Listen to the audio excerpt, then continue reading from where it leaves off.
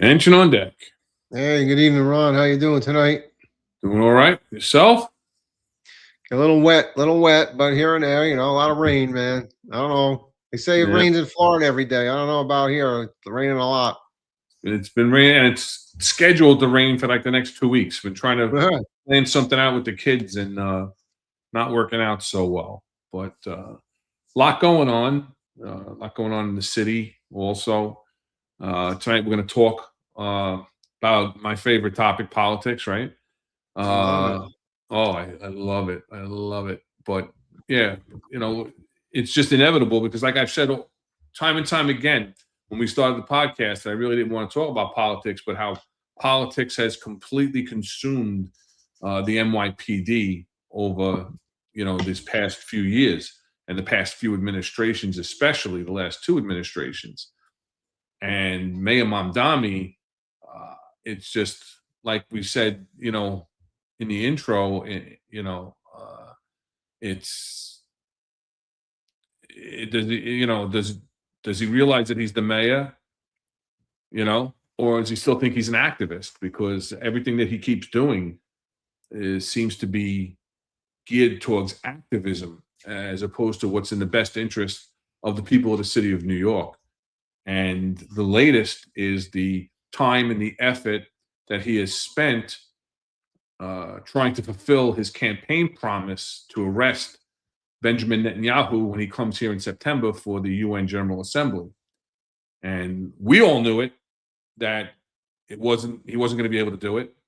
I don't know where he thought that he was going to find some type of loophole to think that the city government and the city municipality could arrest a foreign leader from the international that international court that we are not a part of, that we are not a signatory of, so we don't enforce any of their warrants. But he insisted and put the resources of the city to look into it and came back that he cannot do it. So we're going to talk about that tonight. We're going to talk about how he's pivoted from that to now encouraging people to go out and voice their opinion and speak on protests and go out and, avail themselves to their First Amendment rights. And, then it came out, that upset a lot of cops. What did you feel? How did you feel about it?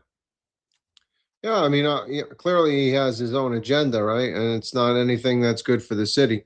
So I just find it really funny that he wants to arrest Benjamin Netanyahu when he comes to New York on a case from some sort of international criminal court that we're not a part of, and he's like literally had a conference with the NYPD to determine whether or not he has the justification to do it. And then I say, okay, and then he's gonna what's gonna happen? He thinks the NYPD is gonna arrest him. Who's taking the collar? That's what cracks me up. Like, what person in the NYPD is gonna say, all right, I'm gonna make the collar, and then think about all the security that Benjamin Netanyahu has, and what would really happen if they attempted to take their prime minister right into custody. It would be crazy. It would be totally craziness. And those guys are heavily armed, right? They're Israeli soldiers, and if you look at the Israeli soldiers, they're fully trained. They know they're really good. They're very good at what they do. And it's amazing that we would even that somebody in the NYPD would even get asked, hey, can you guys arrest this person? Yeah, okay, right. Yeah, good luck with that. So I just find it amazing that he would even yeah, okay, he's trying to fulfill his campaign promise, and now he found out a way that he doesn't have to fulfill it because he can't do it. But he's an Right. idiot for even trying, you know? Yeah. I mean, I don't know if he didn't realize that he couldn't. I really don't know if he has that Uh, grasp and that understanding of politics. I mean, remember, this is a guy who held a job, he voted on what, 3 bills when he was in the state assembly, and now he's the mayor. That the people of New York voted in, or the lack of voting in New York got him in office, and now we are dealing with it here in New York. But it's one thing after another. We're going to talk about that. We're going to talk about his prior attempts to meet with other foreign leaders of socialist leaders or Muslim leaders, him or his staff. But staying on this, he goes and he puts out an address. Again, you're the mayor of the city of New York, city of over 8 million people, close to 9 million people. Well, probably less since he's in office. And your main focus and main concern isn't on the violence. We'll talk about some violence later, but the violence that's going on in New York City, the crime that's going on in New York City, the politics of New York City. You want to get completely immersed in this pro-Palestinian movement, and that's his main concern. He doesn't speak out against for days when there's an attack outside of Gracie Mansion because it was an ISIS-inspired incident. Doesn't speak out for 2 days about that. You have incident after incident where his police officers are attacked, are shot, and barely a word. We'll talk about the 12-year-old shot in the Bronx later, and he did come out and make statements about that. But again, heartfelt 2-page ex-posts when a male dies in custody of corrections after he leaves court and he's found deceased in his cell. But no word of any kind of foul play or anything like that. But yet this big, long, heartfelt, ex-post for that victim and his family. Spending, time watching soccer at Rikers Island. Is this what the mayor of the city of New York is supposed to be doing? I don't know. I don't think he knows what he's supposed to be doing, right? That's the problem. He thinks that he ran on all these on the free buses, free grocery, arrest Benjamin Netanyahu and all these things, and he's not able to produce any of it. So I don't think he knows what he's doing, So and like Patrick Donahue said, Mandani has his own agenda, and his handlers and finances have their agenda that Mandani pushes, and that's true, right? So Mandani, he's there. He's almost like a puppet at this point because he doesn't want to piss off his base, and they pushed back a little bit for a while. I think One-Eyed Willie, he also mentioned about the gang database as well as you did. So when you start, he's trying to get rid of that, and then he pulls back on that, right?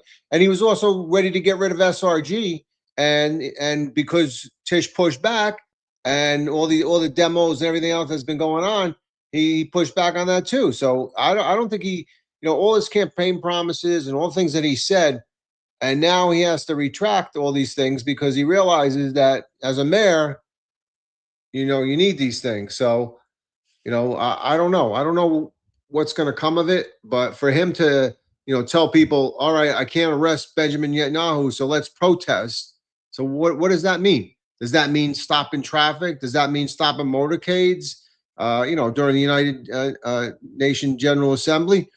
I mean, there's a lot of things that could happen. So I don't know. You got to be careful about what he's calling for as a mayor. Like you said in the thumbnail, is he now an activist? No, he's supposed to be the mayor. He's supposed to be calling for calm and quelling, violence. But he kind of pushes for it. So I don't know. I just think that he's well above his head, and he hasn't got his feet aren't wet yet. He doesn't even know what he's doing.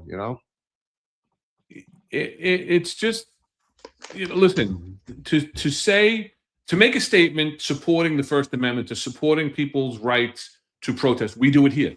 We do it on this network. We support the right to protest. We support people's First Amendment rights. We're a First Amendment platform. We have no problem with people in the chat having opposing opinions to our perspectives. We don't hide it. We'll have conversations about it. But he, as the mayor, like you said, should be coming out and calling for peace instead of encouraging people and downplaying. What he does a lot too is he downplays when there are violent acts at First Amendment activities, right?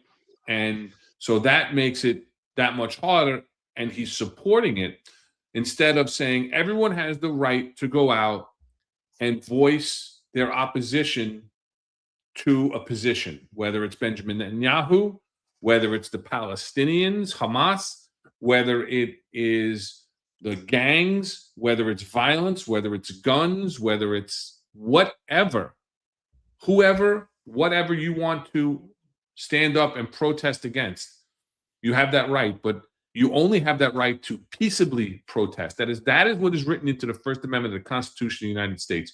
You have the right to peaceably protest. You do not have the right to go out, cause chaos, cause property damage, cause violence. You don't have the right to take over streets. They've been given the right to take over streets with the protest settlement agreement, and they've been given the rights to basically do what they want by the inactivity and the hands-off approach that we've had since post-2020 for the George Floyd Summer of Love, where we had all those protests, which gave us the protest settlement agreement. So there's a lot to it. But again, when is, he going to realize that he's the mayor? Let's take a listen to his statement to the people of the city of New York. Benjamin Netanyahu is a war criminal, the architect of a horrific genocide against the Palestinian people. He is responsible for the killing of more than 73,000 people, for the maiming of tens of thousands of children as those who survive undergo amputation without anesthesia, for the targeting of neonatal hospitals and maternity care centers, denying newborns even the chance to live, for the countless people he starved as he blocked food and humanitarian aid from reaching them, for the gunning down of hundreds of aid workers and journalists. And just last month, the UN confirmed that Palestinian children continue to be deliberately targeted and killed by Israeli armed forces, more than 8 months after the so-called ceasefire.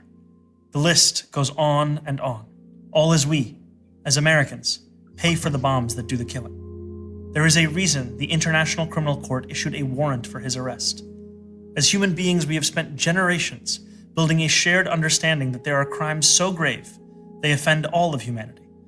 Anyone, with their eyes, with their heart, with their conscience, should recognize the devastation he has wrought and understand that he belongs before a court of law. As I've said, I agree with the ICC that Benjamin Netanyahu should be arrested and tried for his crimes, as I do for anyone else charged by the ICC. My administration has reviewed every avenue available under applicable law to determine whether New York City could execute the International Criminal Court's arrest warrant if Benjamin Netanyahu came here. It is clear that we do not have the independent legal authority to enforce this warrant. The federal government, however, does, and I call on them to join the ICC and execute this warrant. And I want to be equally clear. Benjamin Netanyahu is not welcome in New York City, nor is any other war criminal at large. While we cannot end the genocide on our own, we can decide whether our silence will become another weapon, and we can examine every tool we have to defend the humanity and dignity of all people. That is my commitment to you. So, I mean, there he's saying it without saying it, but he does later on in a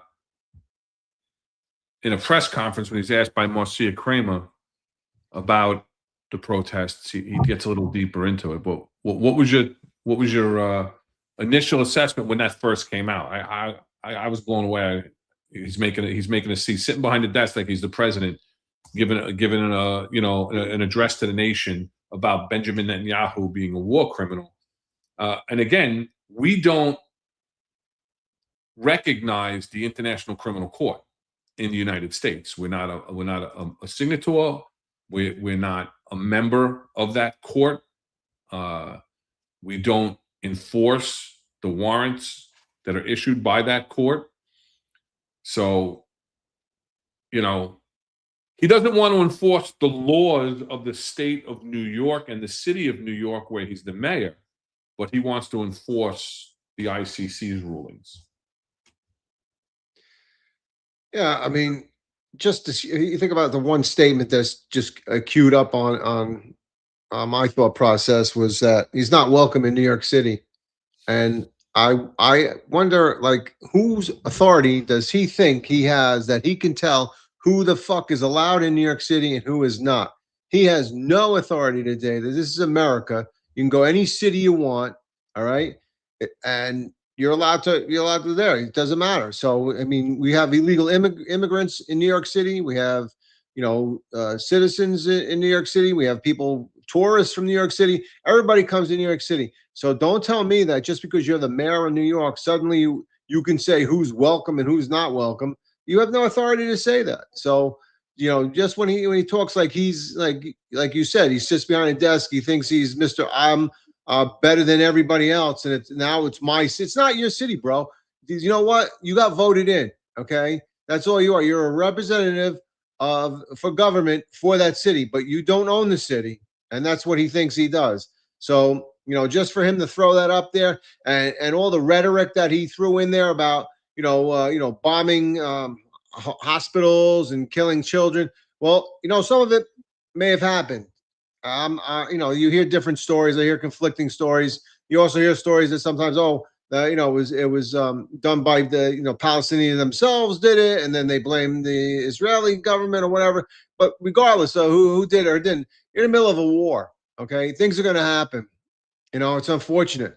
Okay, when there's no talk of peace and there's no type of compromise, things are going to happen. I would expect the same shit here. I mean, when you think that when we were attacked on 9/11, okay, and it was an act of war, they targeted. If you remember, in one of the World Trade Center towers, there was a small little nursery. Okay, for the people that worked in the towers, they would drop their kids off, and kids in there perished. Okay, yeah. So you could say that too. You could say, the war crime there was this and that and the other thing. But in times of war, things happen. So, but for him to think that he's holier than thou and that he can decide who can and can't come to New York City, he's out of his friggin' mind. New York City 26 makes a great comment here. Isn't it ironic that he's willing to work with the federal government to arrest Netanyahu, but not to arrest any illegal immigrant convicted in our own courts of committing felonies? Yeah, that's a great point, in New York City. And just, again, I don't like to have big political conversation and everything else, but,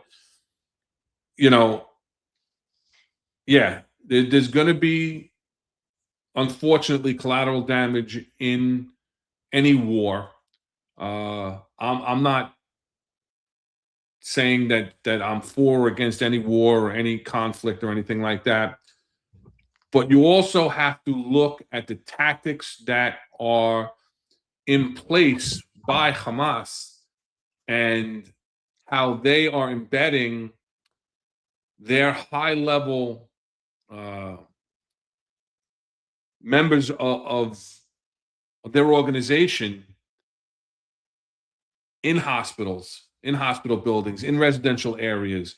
They do that intentionally to try to prevent being struck. And, even with the technology that we have today is so amazing on targeted attacks that they, can hit from, the sky a moving vehicle on a dirt road, and they have those bunker busters that can go, they have the bombs that break through the concrete, then explode, then go down deeper and deeper into these, fortified locations to avoid the blanket bombings as they were in World War II. But inevitably, unfortunately, they're all going to be. Now, I was going to play this a little bit later, but I think I'll bring it up now because Benjamin Netanyahu was on with Maria Bartiromo. What's her name? Bartiromo? Yeah. And he gave almost like a rebuttal and spoke back to the accusations and the comments made by Mayor Mandani. So, you want anything else on his comments before I throw that up? No. Mamdani is supporting his wife, his family. He celebrated October 7th massacre, the worst massacre against Jews since the Holocaust. He's basically supporting, or he tries to say that he doesn't, but he's supporting the Hamas murderers who raped our women, then beheaded them, burnt babies alive, slaughtered our men, took innocent people hostages, 251 men, women, children, babies. That's who he's supporting. And they're the ones who are responsible for genocide. They would have killed, as their charter says, and as they themselves proclaimed, they would have killed every single Jew in Israel and every Jew in the world. So the genocide charge belongs to our enemies. What we're doing is try to fight this genocidal terrorist organization that embeds itself among civilians, prevents us from moving the civilians out of harm's way. They use gunpoint. That's where the real criminals are. But Mamdani is aligning himself with the criminals, with these murderers. But the worst thing is that he's tormenting his own citizens, his own voters. Yeah. No, that is wrong. And I've been to New York so many times, Maria, over the years. I've met all the New York mayors.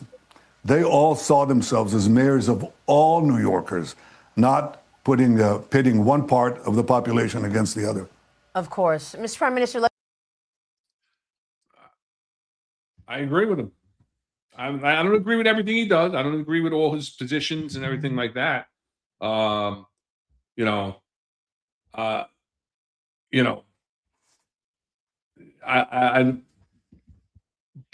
here I think he's making a more logical statement in his statement there. And again, like I said, I don't agree with everything that Netanyahu does.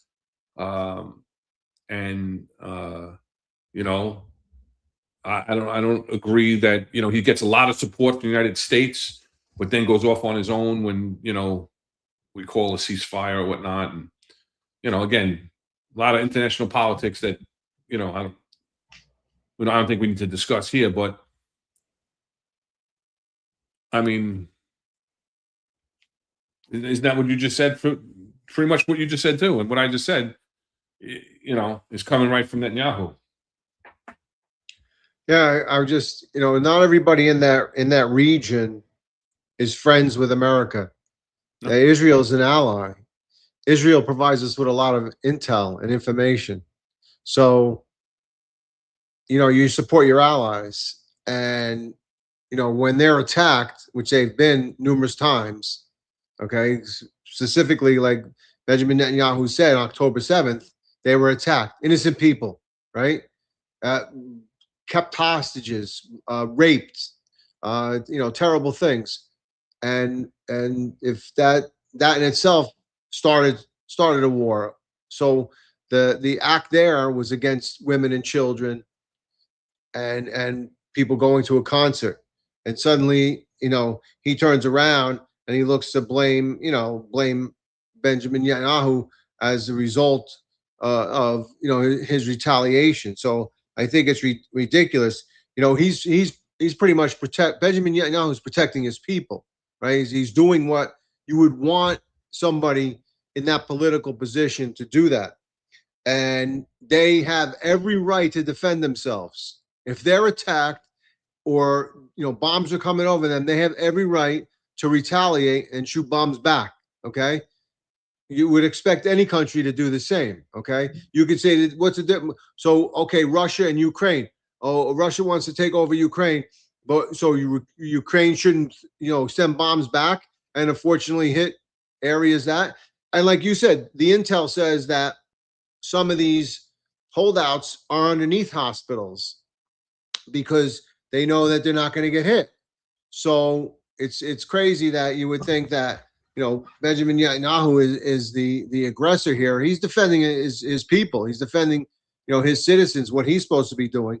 Unlike Mamdani, who doesn't do that. He doesn't defend any of his citizens. He doesn't defend the people that go out and are getting killed and shot and everything else. So all they consistently say is oh, crime's down, and we know it's not. So you talk about Mamdani, and he's a guy that came from Uganda, right? He grew up there. I think at 5 he moved to South Africa, and he's 34 years old now. But at 7, I believe he came to the United States. But he didn't become a U.S. nationalized citizen to 2018. So if you think about that, okay, he's only been a citizen for 7 years. So what is it? Where is his real allegiance? Is it to the United States? Is it to the people? I mean, what does he have? He has charisma of and he's a good speaker. Yeah, he's talks slowly. He's very methodical. He's quick to the point, but then he explains it. So everybody likes that. It's like the old Obama era. Everybody liked the way he talked and what he said. Maybe not the actions that he did, but the charisma was there. So his base is what they believe he was going to do. So I don't know. I don't think he has and especially his wife with previous tweets and previous information was all against things that happened in America. So I just think that he definitely has his own agenda. And I don't believe his agenda is to help, the United States. So I think he was wrong about criticizing Benjamin Netanyahu, and I think it fell back on him. And now he has to save face because he couldn't arrest him as he's maintained in his campaign promises or whatever. Then he says, okay, then let's do demonstrations. Let's slow it down. So I think this was just, hey, I'm gonna throw this back in, So Yeah, I mean, he, when pressed, he did make statements against the October 7th attack and said that those were war crimes, and that if the ICC were to put, that title on someone and put an arrest warrant on someone, he would feel the same way. But the person those who spearheaded that attack have been eliminated by either the U.S. or Israel to this point. But again, he has to be pressed on it. So it's difficult. It's difficult. Listen, it's an uncomfortable situation. It's a difficult situation. Let's hear what he had to say during the press conference. Listen to what Marcia Kramer is asking him about the actual protests.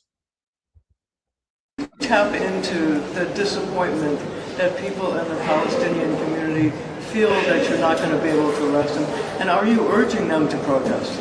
I'm simply saying that this is a city where if anyone feels a level of frustration or opposition, protest is something that we will always respect. I leave it to New Yorkers themselves to make that decision. And when it comes to Palestinian New Yorkers who are disappointed, I understand it, because we are talking about someone who has been charged with crimes against humanity, someone who has visited the city on many an occasion and who has been welcomed by previous mayors. And I want to make it very clear that that welcome ends with me. I will not be welcoming Benjamin Netanyahu or any other war criminals when they come to this city. And I do believe that our federal government should join the International Criminal Court and ensure that there is accountability when it comes to crimes against humanity.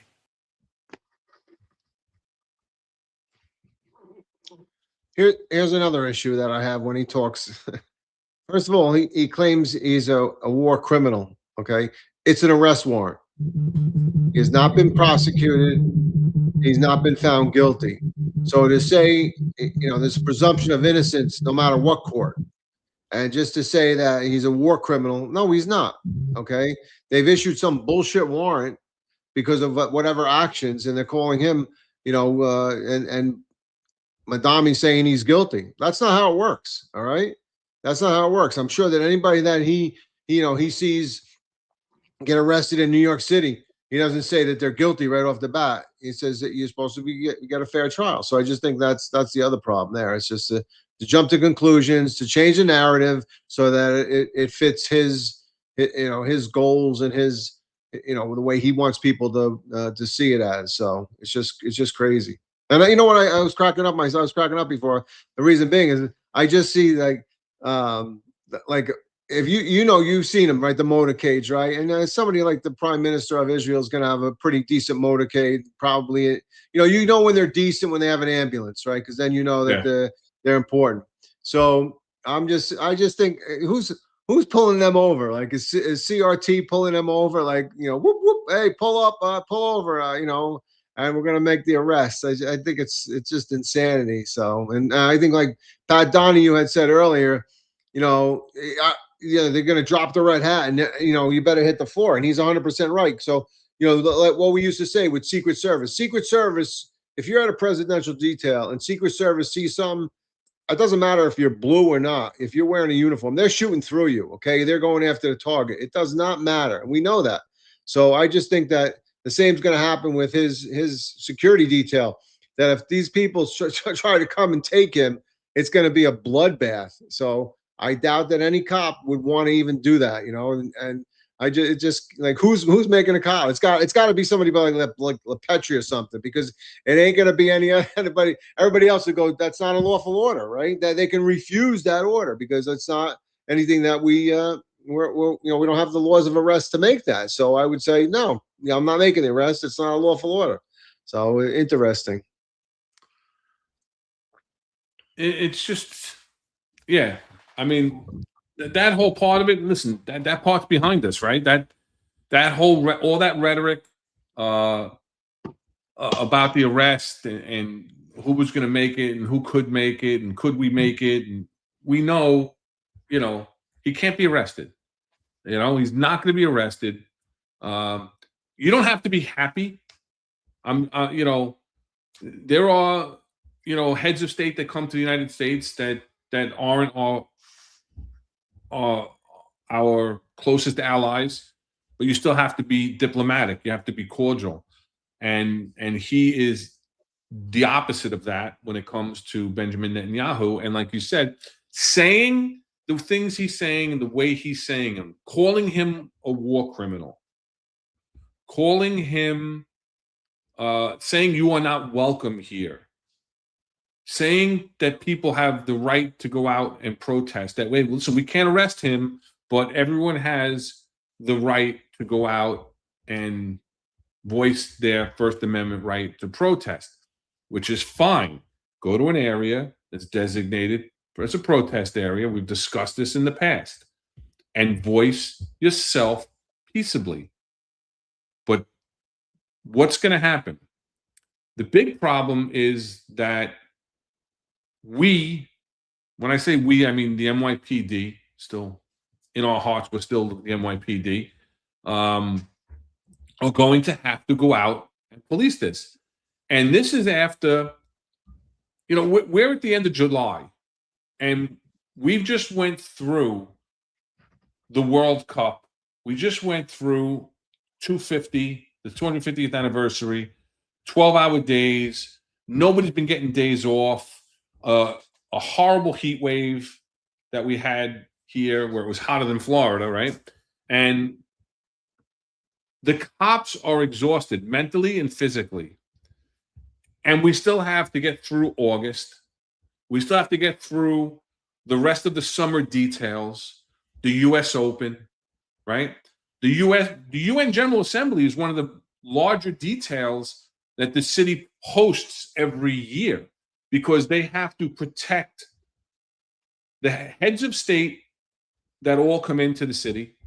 They have to have extra personnel assigned to all of the locations that these delegations are staying at, the hotels or the consulates and everything else. So that pulls from the detective bureau, because you only have a certain amount of people that are dignitary protection trained that are assigned to these delegations. Then you have to have physical security of uniformed personnel at all of these locations. The area around the UN is locked down.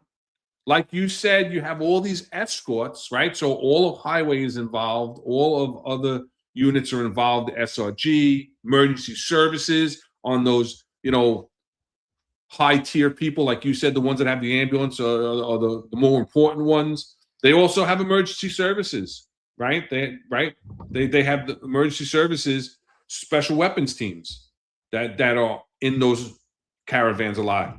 Am I mistaken there? No, there's some there's some of them, the high levels get the counter assault teams. Yes.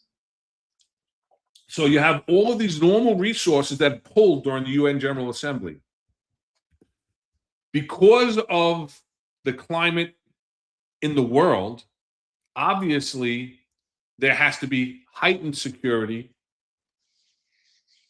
And with all of this anti-Israeli rhetoric, there were bound to be the pro-Israeli, pro-Palestinian clashes that were going to happen anyway. The war that's going on in Iran, you have all these things that are heightened already, that are draining all the resources. And now you're adding to it with your own rhetoric as the mayor of the city of New York, as the one that's in charge of the police department, that is talking about controlling overtime, reducing budgets. And now you're calling for people to go out and protest. It makes no sense. Yeah. I mean, I see one somebody in the comments says NKOKKINOS. I don't know what that but he says, I have too much faith in the modern MOS. They will 100% make the arrest if they're told to do so. I hope they don't. I mean, I probably would have to agree with you. They probably would blindly do that, but I would hope that somebody would have enough intelligence to tell them, don't do it, don't take it. I hope there's like a senior guy or, some sort of delegate or somebody that would say, hey, don't take that, don't make that arrest. It's not legal and stuff, because I don't not only they open themselves up to a lawsuit, but they're opening themselves up to some crazy shit going down. But I like you said, it's not going to happen anyway. But and you're right about all these stuff that's been going on. The lack of a manpower in the department, and he's calling for protests, which are only going to be. You think about the United General Assembly happens, I believe, in later in September, right after it's like a week after the West Indian Day parade. But you think about that, and you think about all the demonstrations that could happen well before that, because he's calling for that and that they should protest or whatever. So I just think that he's and somebody said it too. I think it might have been 92 Charlie. He's causing and looking for this chaos, right? He's looking for the raising the temperature in the 92 Charlie's in around the city. He's bringing that up, and it's gonna cause a lot of pain and suffering for the police officers that have to address it. So it's a lot. There's a lot going on. It's crazy, and to have a mayor spewing that rhetoric is totally, he's just adding fuel to the fire. That's all. And you don't even expect a mayor to do that, So Yeah, it's crazy. You know, it's 92 Charlie. You know, Inspector, I know 5 cops alone that are leaving PBQN in the upcoming months for departments out of the state, leaving before the NYPD is negatively stigmatized. I think it's a little too late. I think the NYPD already has a negative. We went from the goat of policing that everyone looked up to, that everyone looked at as the premier law enforcement agency in the world. And now, with all the social media posts of, the Keystone cops trying to take somebody into custody because of the diaphragm law and the fact that they can't put, and I'm not blaming the cops for this. You know, why it takes 6 people to take somebody into custody, and it looks so stupid to anybody with law enforcement experience. It's like, how is it taking 6 people to, 2 on 1, like 2 on the other, 2 on the arms, and then you can't get them handcuffed because you can't use any pressure on the core of their body or their neck. And you get criticized, and you get arrested for striking somebody too many times. So I think there's already a negative stigma on the NYPD. I think a lot of it has to also do with the corruption in the Adams administration that bled into the NYPD upper echelon and everything that's going on with that. So I think that the NYPD, not to get off kilter of what we're talking about, I just think that unfortunately, the NYPD has gotten stigmatized already. And I'm not even saying that it's not deserved to a point. I think that the upper echelon of this department has taken a complete 180 from where we were, and it's not all like in the beginning I thought it was. To be honest, I had always said it that I thought it was the bail reform laws, the raise the age laws, the diaphragm law, and all of that. That was really the undoing of the NYPD. And the more and more that we've discussed instances, the more and more that's come out from federal investigations, you see that there was corruption in the mayor's administration, and that how that was bled into the NYPD.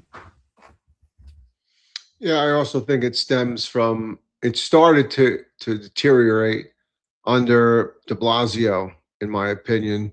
When you had and I saw it firsthand that there was no pushback, and people that pushed back were shunned and laughed at. So the mayor would say something, institute something, and all it would come down from the police commissioner's office, Shay's office, was, hey, you got to do it. The mayor's saying to do it.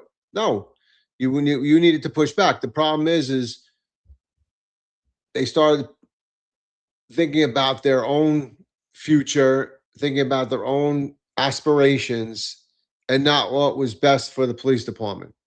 So when they were told to do something, they did it without any hesitation and pushed it down on everybody else. And if you pushed back, you were the bad guy. They would put you out somewhere, and you'd be out to pasture or whatever. You'd be shunned forever.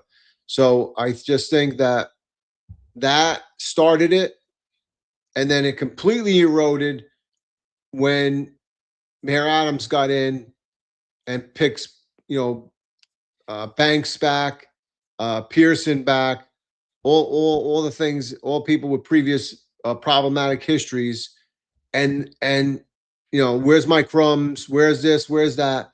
It was just totally eroded away, and I think now it's spiraling downhill. And I don't see, especially with a mayor like Mandani and with the police commissioner, I don't see it coming back. I see somebody putting up a blanket and don't look behind the curtain. Everything's fine, but it's completely eroding. And like 92 Charlie saying, I don't blame anybody for leaving.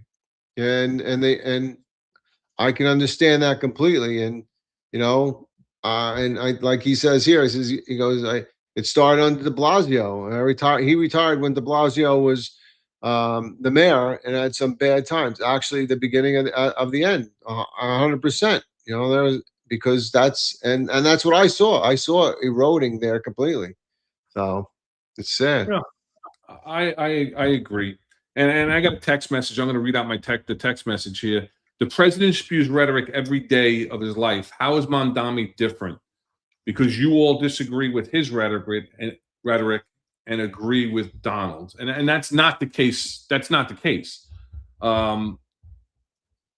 What I'm saying is, it's not the place of the New York City mayor to be sitting in front of a desk making these statements and inciting people in the city of New York to go out and protest on international matters. Whereas, whether I agree with Donald Trump or not, and I disagree with a lot of things that Donald Trump says, he's the president of the United States. It is his place to speak out on international matters that are involved the United States of America as a whole, as opposed to New York City and the mayor of New York City. You're not even the governor of the state. You're the mayor of New York City. And so you should be concerned with what's going on in New York City and not taking so much time, effort, and energy and resources and making it worse for the resources by projecting your personal views as an activist. And we've seen video after video of how he feels about, socialism and the police and everything else. So it's not a matter of agreeing or disagreeing completely with what he's saying. It's that we don't feel that, as the mayor of New York City, that he should be sitting in front of the desk and calling out someone as a war criminal and telling people to go protest him when he comes to visit New York City, and saying he's not welcome in New York City because you personally recognize the ICC, but the government of the United States does not. Well, I don't think he should be saying anything of that sort at all, because whether it was in his campaign or not, he doesn't have the authority to arrest him. And I don't understand why he would even say that. Okay, because it's not within his jurisdiction or whatever. And like you said, when the president of the United States, he has a lot on his plate. When you start dealing with every other country and have to deal with everything that's going on, and remember that most of the people in the world, look to the United States as the big brother or the person that's going to help them. I mean, you look at, and I'll go back to Ukraine, how Ukraine was here begging for money. They're addressing the United States Senate, asking for weapons and everything else. So I just think that the mayor, he doesn't, first of all, stay within your lane. That's all. The president has that, he's in that lane. And does he say stuff sometime, his rhetoric and things that he says sometimes are off the cuff? Absolutely. So nobody's saying that he's 100% perfect either. But what we're saying about the Mayor Mandani, or at least what I'm saying, is he doesn't have that authority at all to arrest anybody for this international criminal court. He should have looked that up before he even said that, and worry about what's happening in New York City. Don't worry about what's happening. What's happening. I know they say what happens in the world can happen in New York City. Absolutely, but stay within your lane. Protect the people of the city of New York. Benjamin Netanyahu is not coming here with the Iron Drone system and trying to blow up us or anything else. Even though the Iron Drone is protection, but he's not coming here with this stuff to blow up America. Okay, worry about the people that are coming here that are going to do harm to us. All right, the ISIS inspired people and everything else. Worry about that. That's what he should be worrying about. Yeah, and a thoughtful comment to 9. Appreciate your input. I know you've been with us for for a little bit now. If Curtis was mayor and saying pro Netanyahu stuff, you guys would praise him. Absolutely not the case. Absolutely not the case. Again, it's not about being pro-Israel or pro-Palestine. That's not what we're talking about here. What we're talking about here is how the rhetoric that he is saying is insightful. It's not positive. It's insightful. If Mandani was to come out and say to raise up and protest against the pro-Palestinian factions, we would say the same thing. It's not a matter of which side it's on. It's a matter of, you're the mayor. It's your job, like Rob said earlier, it's your job to instill calm and peace in the residents of New York City and not to rile them up. You're not an activist any longer. You are the mayor. It is your job to make people feel comfortable and calm, not to incite because of your personal beliefs. Yeah, there's enough shit going on in the city that you don't need to rile them up. If you look at the Bronx Dominican parade, which I've actually been there when I worked for the borough, I was as part of setup and things like that, and I was also one worked the actual parade and stuff. Normally it's a parade of happiness. It's a parade of let's just march down the street and pride of our heritage of being Dominican. And there was never any violence. It was just a small beginning to the bigger Dominican Day parade that happens in Manhattan. And you see the last one where they're jumping on top of the radio cars. There was, I think, John and Marlon and Eric mentioned like 16 guns were recovered. Yeah, we'll talk about that. We're going to talk about that after. So what I'm saying is there's enough in this city for him to worry about and for him to do, rather than have to worry about when Benjamin Netanyahu comes to New York City, which he's not welcome to by his standards, and try look for information on how I can arrest him. There's bigger things and better things he could be doing for the city of New York. And then to say, go out and demonstrate, or if they're going to demonstrate, we provide them their First Amendment right. They can blah blah blah. They can go and demonstrate. Okay, you know what? What you just told them is go ahead, demonstrate, and we're not really going to police it. In my opinion, we're going to allow you to do what you have to do to express your anger because I can't, as the mayor, I can't do it now. So Exactly. You guys go have fun, and it's okay with me. So Exactly. It is. I think the bedrock of our city is protest. And again, where was it? Thoughtful commenter. Protest is a First Amendment right. We agree and we support your First Amendment right to protest peaceably. But when you look at his tone and the way he is saying how Netanyahu is not welcome here and you should go out there and protest, and then as I put right in the thumbnail, I wonder if I should use the SRG, right? man, Because he doesn't want the SRG, right? What are the SRG? The SRG are those police officers, strategic response group, whose primary purpose is public order control. They're the ones that are specially trained to handle protests, and to handle protests, especially when they get out of control. Mass arrests, how to steer crowds into certain directions, and such. And so now you already have massive protests that are going to be going on during the UN General Assembly. It happens every year.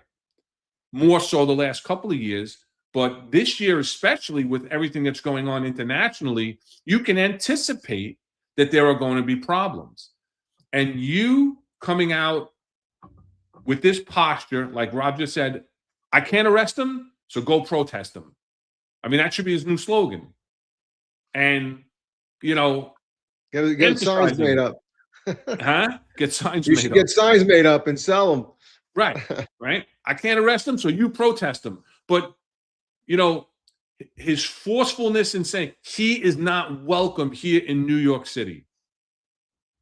Well, he's not welcomed by you, but you are the ultimate spokesperson for all of New York. But do you really speak for all of New York, or do you speak for your base?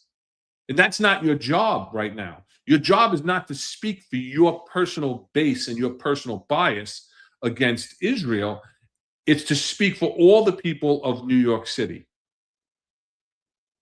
And if he had said something in a calmer tone, and he had not come out the way he came out, and he had just said, if there are going to be any protests against any group, you must follow the law. You must do it peaceably. You have the right to peaceably protest under the Constitution of the United States. And we support that, and we will protect you, and we support the NYPD protecting those who are peaceably protesting.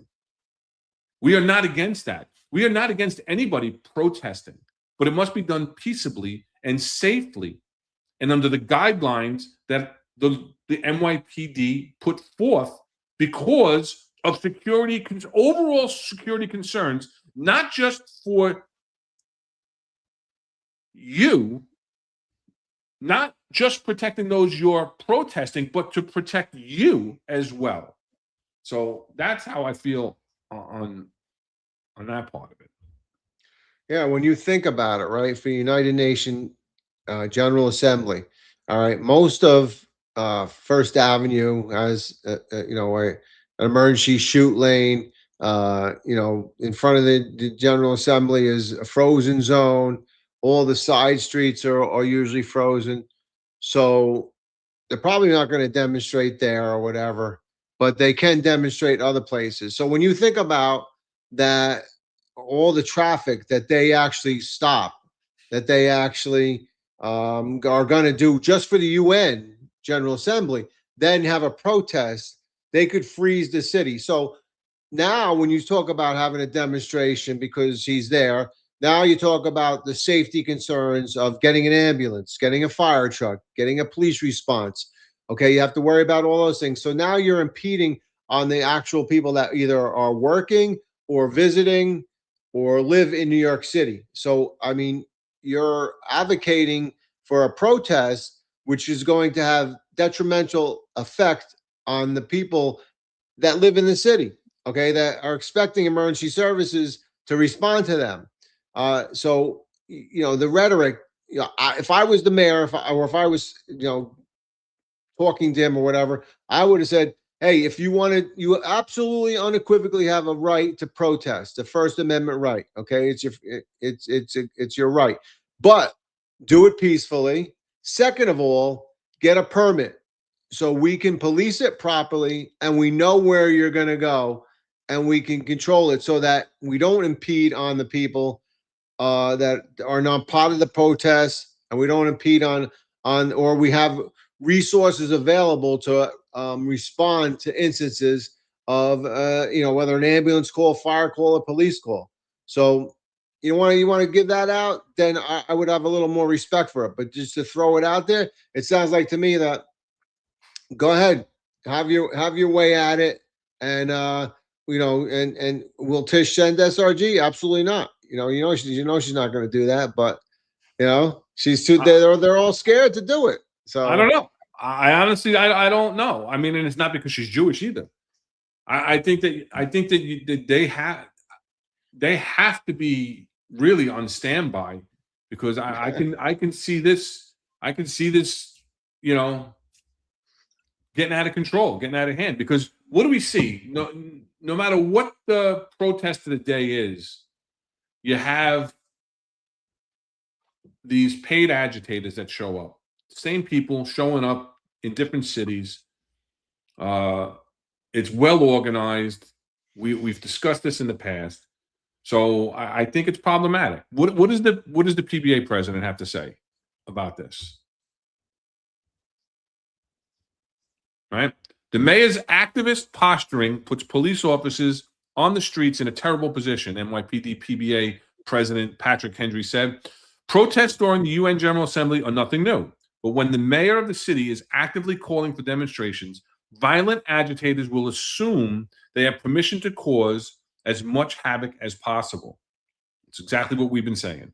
Those same agitators know that the NYPD's protest response is already hamstrung by a dangerous lawsuit settlement the city signed over the PBA's opposition, Hendry said. The mayor's heated rhetoric could be enough to push demonstrations over the edge into chaos. And that is my issue with what he's saying. Yeah, he's fueling the fire, like I said earlier. I mean, it's just crazy. But I mean, is it okay to see, that the union threw that out there? Absolutely. I mean, are they giving any type of guidance to if something pops off, to get out of the way? And you spoke about SRG on standby. That sounds conceptually right, but it doesn't work all the time because think about it. SRG, they have bikes. Okay, they have prisoner vans. They got to deploy personnel. So for them to get somewhere is a lot harder to get there and set up if they're not already, mirroring the protesters, right? If they're not already, on the right and left flank and going down the roads, they don't have to be right up against them, but be on the parallel streets and stuff. So unless that's happening, and there's some park somewhere and they're on standby, that response is minimal, and it's going to take a long time for them to get there, and half the shit's going to be already destroyed by the time they roll up. So, and let's look at this, right? This is this continuation from the same New York Post article, right? Was he serious? One incredulous Manhattan cop asked. Cops just came off a crazy 6 weeks between the Knicks and the World Cup. I forgot about the Knicks when I was talking about it before, right? Working long hours every day, and now he's going to subject them to unnecessary problems, the cop said. One Brooklyn cop called Mamdani nothing more than a cheap politician looking for cheap headlines, who knew, or at least should have known, that he didn't have the power to arrest Prime Minister. I don't want to keep going over that. We've already ad nauseum. It's not happening, couldn't happen, wasn't going to happen. Now he realizes it, and now I can't collar him, protest him, right? I can't arrest him, protest him. Another department veteran added, when will he realize that he is not an activist anymore? I mean, it's exactly what we've been saying. It's exactly what we've been saying. see, the problem is his campaign, right? During his campaign, his activism drew people in. And I think if he starts to become like a real mayor and worry about the people and things that are happening within the city and start prosecuting people that have guns and prosecute people that kill people and shoot people, and talk to the district attorneys and ask them to follow through with prosecution rather than just arbitrarily give them the bail or whatever and get them out and start looking at the previous history and whatever, that he's just gonna cater to that base because that's all he knows right now. He knows that what the protest people love, the protests, love that he was out there. They love all the anarchy that he said, all the rhetoric he would say, and that's what fueled them to vote for him, right? And so if he drops that, I think he's afraid that he's going to lose that base and lose the possibility of a re-election. So, right. I mean, listen, again, he's the mayor. He's not an activist, and again, just the point of our discussion is that he's taking his eye off of New York City, off of the needs of New York City, off the needs of the NYPD to push his personal agenda, push his DSA agenda. Just, quickly, right? It came out that his top aide wanted to meet with and the Iranian delegation. We're at war, and she's just an activist who was given the title of commissioner, right, of the Office of International Affairs. Once again, there's a commissioner in the NYPD who probably makes $180,000. We're talking about budgetary problems, right? Plus her entire staff, right, who all probably make over six figures. And they're trying to meet with the Iranian officials. And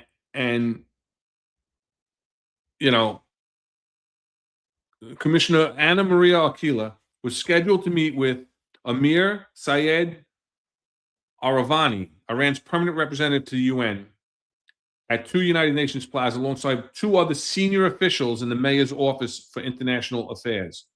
So how much money is that right there, right? And what's their real purpose? On July 7th at 11 a.m., right? This is right off their calendar. Now, of course, the mayor, he denied knowledge of it. He didn't know anything about it. He didn't know they were going to meet. Then the State Department gets involved because they catch wind. The State Department catches wind that this meeting is going to happen, and they reach out to the mayor, and they have a little talking to with the mayor about, protocol, and the meeting is canceled.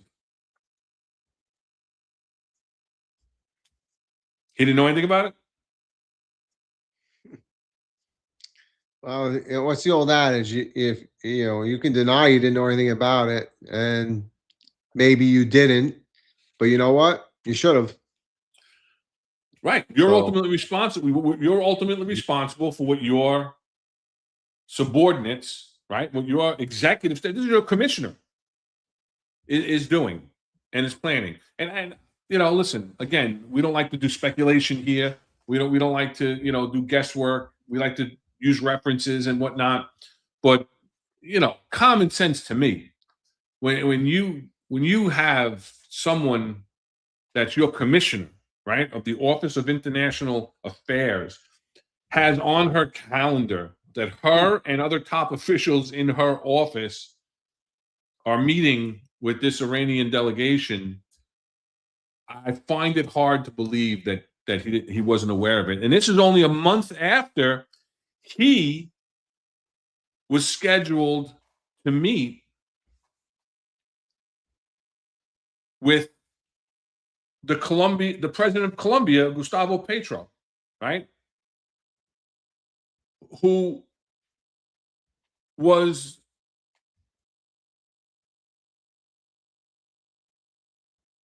sanctioned by the United States. And when the State Department found out about this meeting, they actually yanked his visa and didn't let him into the country.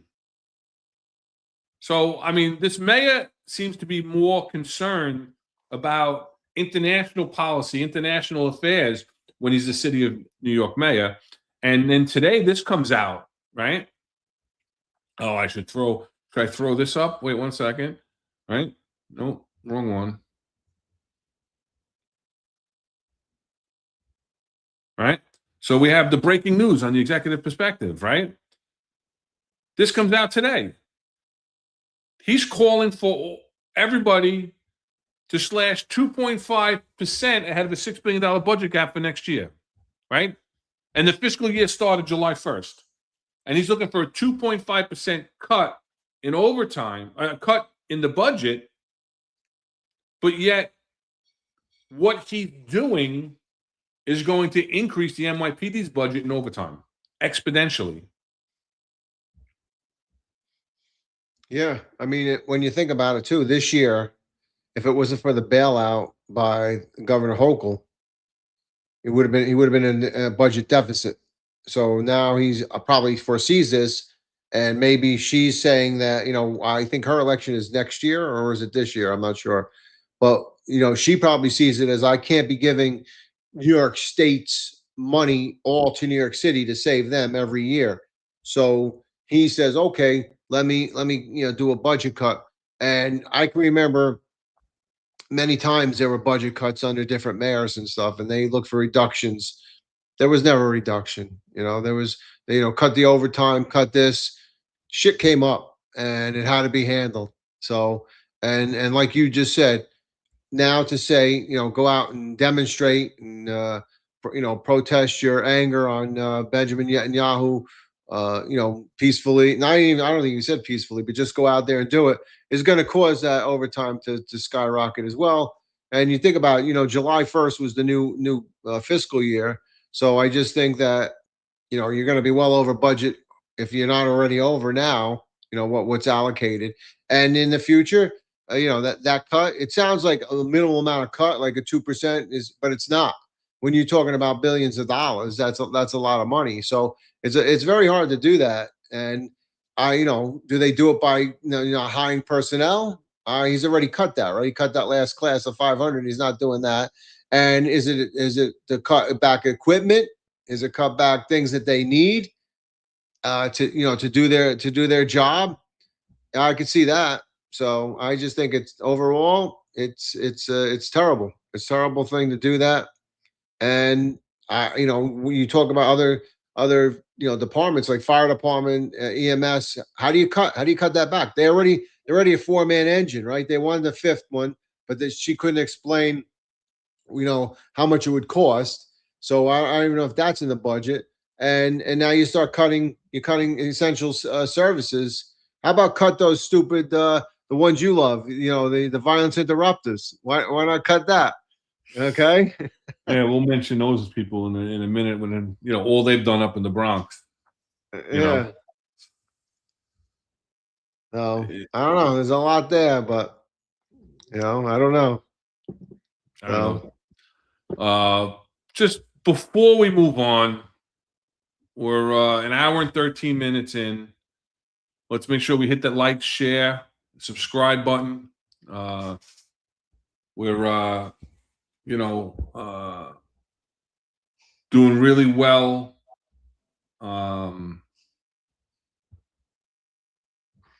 322,000 subscribers for the Finest Unfiltered Network. We really appreciate all the support. So let's hit that like, share, and subscribe. So before we move off of this and get into this weekend's tragic shooting up in the Bronx and talk a little bit about the Dominican Day Parade, something else that's kind of, picked up some steam and,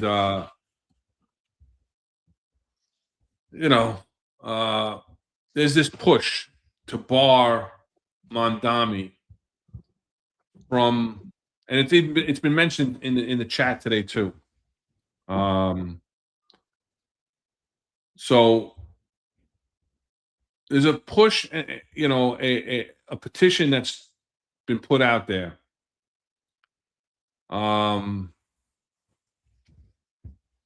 have Mamdani barred from the 25th anniversary of 9/11 ceremony down at Ground Zero. And there's over 40,000 signatures on the petition. A lot of 9/11 families have signed on to this. But what's your take on this?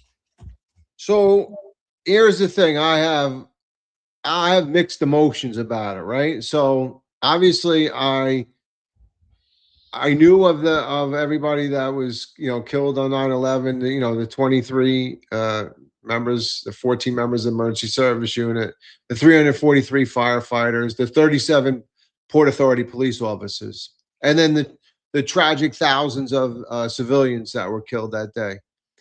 So I think that they have the right, or they should be given the right, to decide whether or not who comes and goes to those ceremonies, especially when there's an individual who has spewed the hatred for the I guess based on the hatred of the America or whatever, saying that, the terrorist attacks or whatever, saying they were whatever. But but I also think, on the other hand, now that's for the victims, right? So it's all that their family members, relatives, friends that were killed. So I think they have the right to say that, and they sign the petition. But then I say, he is the mayor, and we're saying that, he shouldn't tell Benjamin Netanyahu to come here, and he shouldn't do this. So then, on the other hand, I say, really, should we say that to him as well? If he shows up and shows respect to the family members and to understand the tragic things that happened leading up to that day, and subsequently many of the people I know that passed away afterwards from the the toxins that they inhaled at Ground Zero and then at the Fresh Kills landfill. So I say, I have two sides to that story. So if he shows up and he's sincere about it, and not just to show up that I'm here and because I'm of a Muslim descent, and I'm here representing that. So I don't know, I have mixed emotions, but I feel for the victims, but then on the other hand, I say, why should we say that he can't go when he's the mayor and now he's representing the city of New York by going there? So I'm between a rock and a hard place there, but I don't know what's your thought on that? No, I don't disagree with you. Just spent a lot of time saying that he's the mayor of all the people, right? And he's the representative of all the people of the city of New York. So I'm a firm believer that he should be there. He should be representing New York City in a time of memoriam. It's the 25th anniversary. We were both there.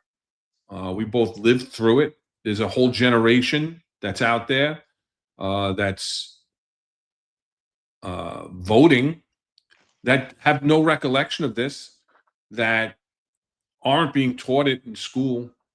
We He can't doesn't have forget a about it. recollection of it, right? He was 10 years old when it happened. Yeah. But, it's not being taught in school. We have to keep this memory alive. And one thing that Marlon is saying, he thinks it's a bigger issue than he's just that he's blocking disclosure of 9/11 documents indicating that the city knew that the air was dirty. Listen, I don't think there's any doubt at this point that everybody knew that the air was dirty, that we were being lied to by the federal government. We didn't know what we were breathing in. There was, particles in the air visible to the naked eye for days. We were wearing those stupid paper masks. The stuff that was burning for weeks, the toxicity that was in the air. We don't, I don't know what is going to be proven by documents coming out saying that the city knew. More lawsuits. You have we have the Victims Compensation Fund for those who, have contracted illnesses and or died. The government, I think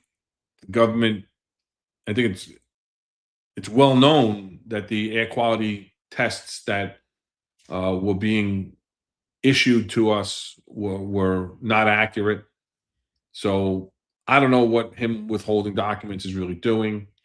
I think it's personal disdain for him as a Muslim, for his personal stance and his support of certain actors, his appearances with certain imams who are involved with radical rhetoric, calling for jihadists, and there's just so many videos out there. So I'm not talking out my ass of him with people that are tied to calls for more violence. And so I understand their angst with having him there. They don't have to interact with him if they don't want to, but he is the mayor of the city of New York. He should be there. He's got to put on his game face. This is one of those times where I don't know what his personal beliefs are. He hasn't spoken on them. So, but as the mayor of New York, he needs to go and he needs to make a good effort to be supportive to all the people, all the families that are there, and that are watching around the country and around the world, because it's televised live every year, the reading of the names and the ceremonies.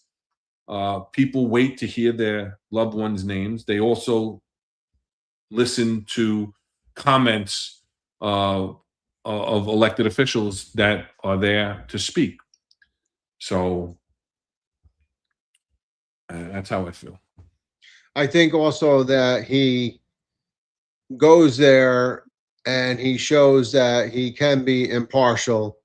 You know, he didn't go to the Israel Day Parade, right? As it was mentioned in the chat. Why? Right? So why did he do that? Why did he not go there? Because of the Palestinian and the conflict. So does he, if he, at least he can show his, you know, some sort of positivity to a unity by going.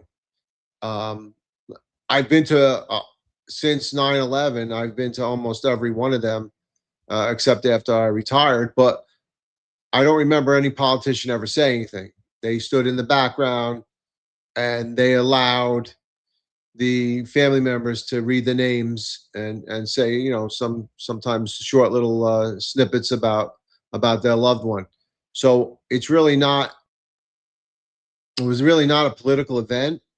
They're there in the background. They take you know, off stage, but the point is to remember the victims of 9/11. So whether or not he shows up or not, I don't even know if he's going to go. You know, there's all speculation that they don't want him there, but did he even make mention that he's going to go? I haven't heard that officially, that he wants to go.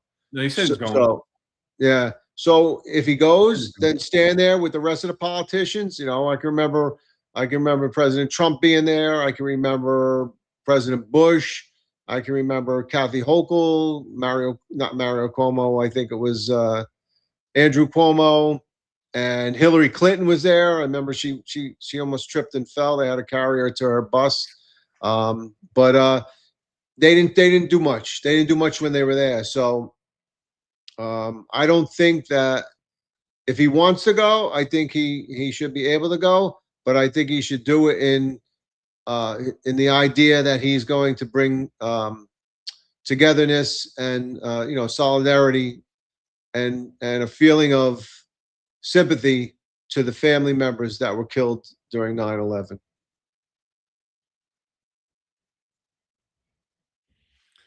And I think Charlie's disagreeing with me. If there's a petition for him not to be president, it must be respected.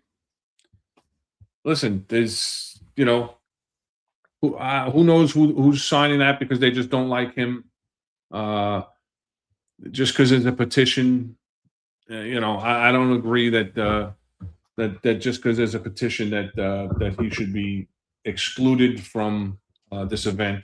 He is the mayor of the city. He's the mayor of all people. So, you know, I made my position, I think, clear with that. So listen, I respect that you disagree. I expect, you know, Modern Samurai telling me I'm full of shit. But I'm not, because I don't know what's in his head, you know? So, if he did decide not to go, what he should say, out of respect to the family members and them not wanting me to be there, that I'm not going to show up. Then that's what he should say.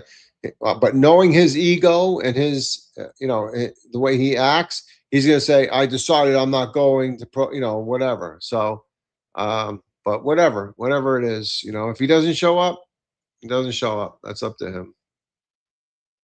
Yeah, I But don't think, you know, I don't think it's an issue that he be there. People are going to be uncomfortable one way or the other, right? If he doesn't show up and he sends the first deputy mayor or he sends whoever in his place, everybody's going to be all over him that he's the mayor of the city of New York and he didn't attend the 9/11 memorial. If he shows up, you're going to have people that are going to say, "How dare he show up?" Because he's he's a radical leftist, socialist, Muslim sympathizer, ISIS sympathizer. They're going to call him all these other names, and I'm not calling him those names. I'm just saying this is what people are going to say. So there's no making everybody happy in a situation like this, So, and Nigel, you're saying he's not welcome.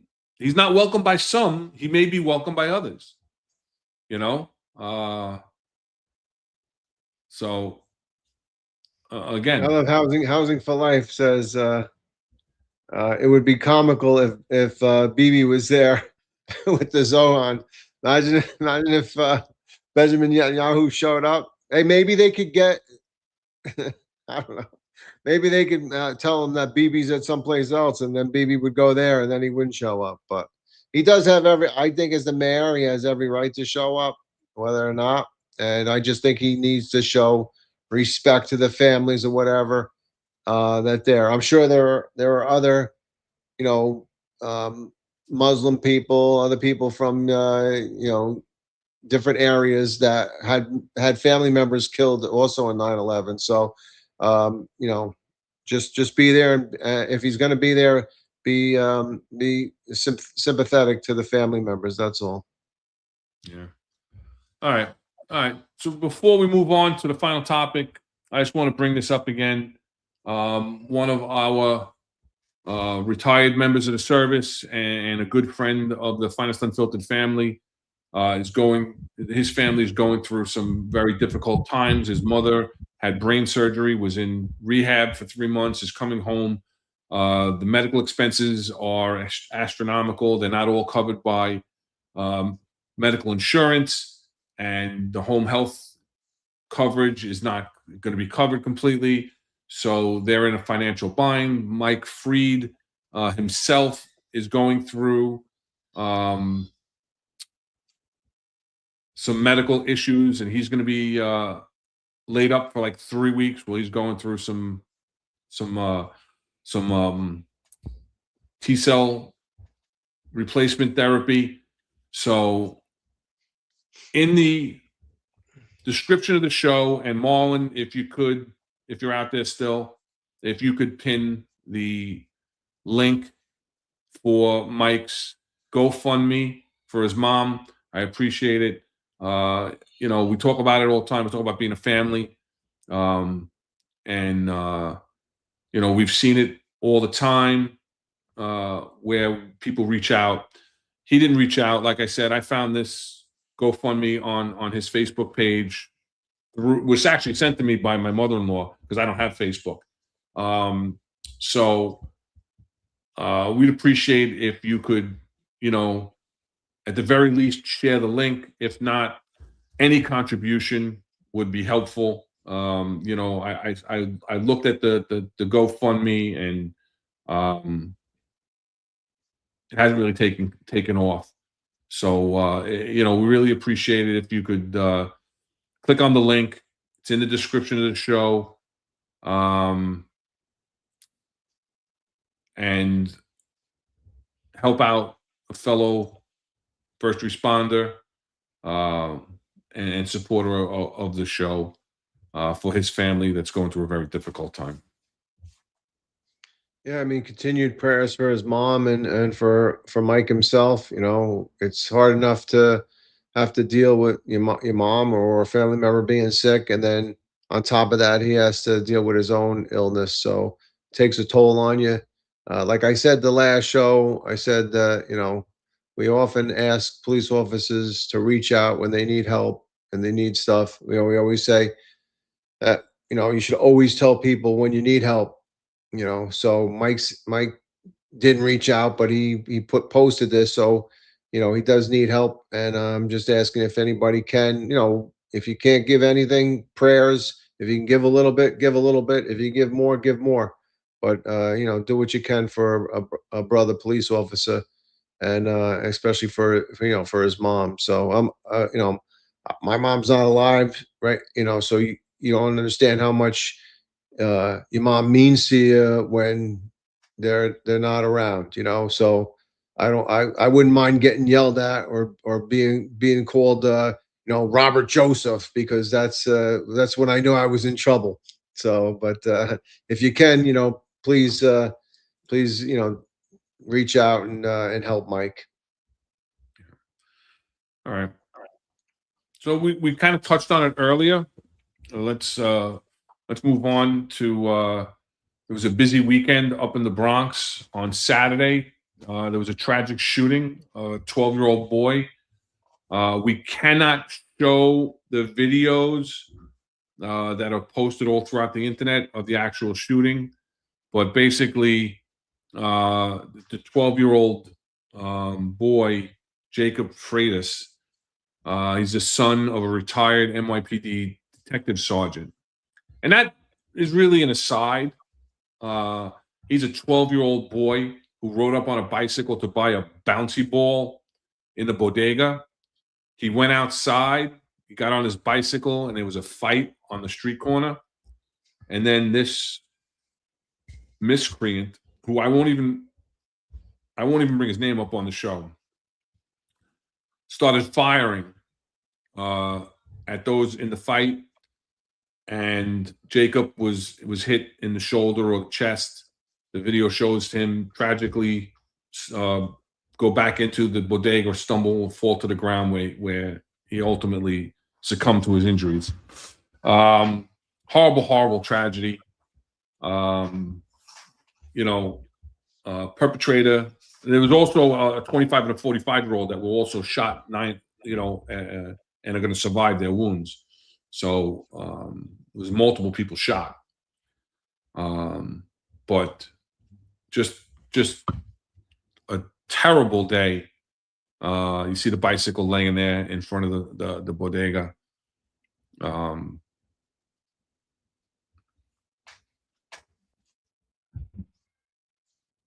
Yeah, I mean, anytime a child struck and killed like that is tragic. We always think, in the innocence, right? That this poor little guy was, just going to get a ball at the supermarket. After being shot, he ran back into the supermarket because it's a place of familiarity, a safe haven for him, and he's tragically, taken his life out on the street with typical gun violence. The violence that nobody's afraid to get caught with a gun anymore, and nobody's afraid to get in trouble for a shooting or anything else. So it's just crazy, and it's sad. And like you said, whether or not he was a son of a retired MOS or not, it's the tragic death of a 12-year-old. And when you think about it, if you have kids, or you have nieces and nephews, and this happens, it's a tragic situation, and it's very hard for somebody, for a parent or relative to realize how much that child meant to you, and to go on with that hole in your life. I mean, it's a very tragic situation. So terrible. I understand that I believe there was an arrest and stuff, but it's that's no consolation to the parents who lost their 12-year-old. So terrible. Yeah. It's just, completely innocent victim,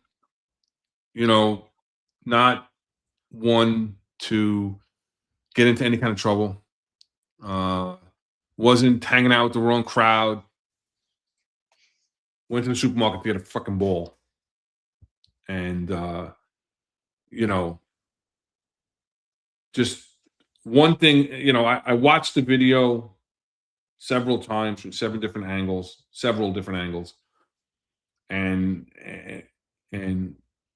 what I can say is you see it time and time again, right? With all these videos, people start fighting. And I'm not going to start playing all the chaos from the Dominican Day Parade. There's a ton of videos out there on every social media that you have that you see all these fights, people twerking and dancing on NYPD vehicles, the same bullshit that we see in every detail because of the emasculation of the NYPD and the failure of the criminal justice system and the district attorneys to prosecute anybody, to give anybody any kind of consequence for acting like a fucking animal.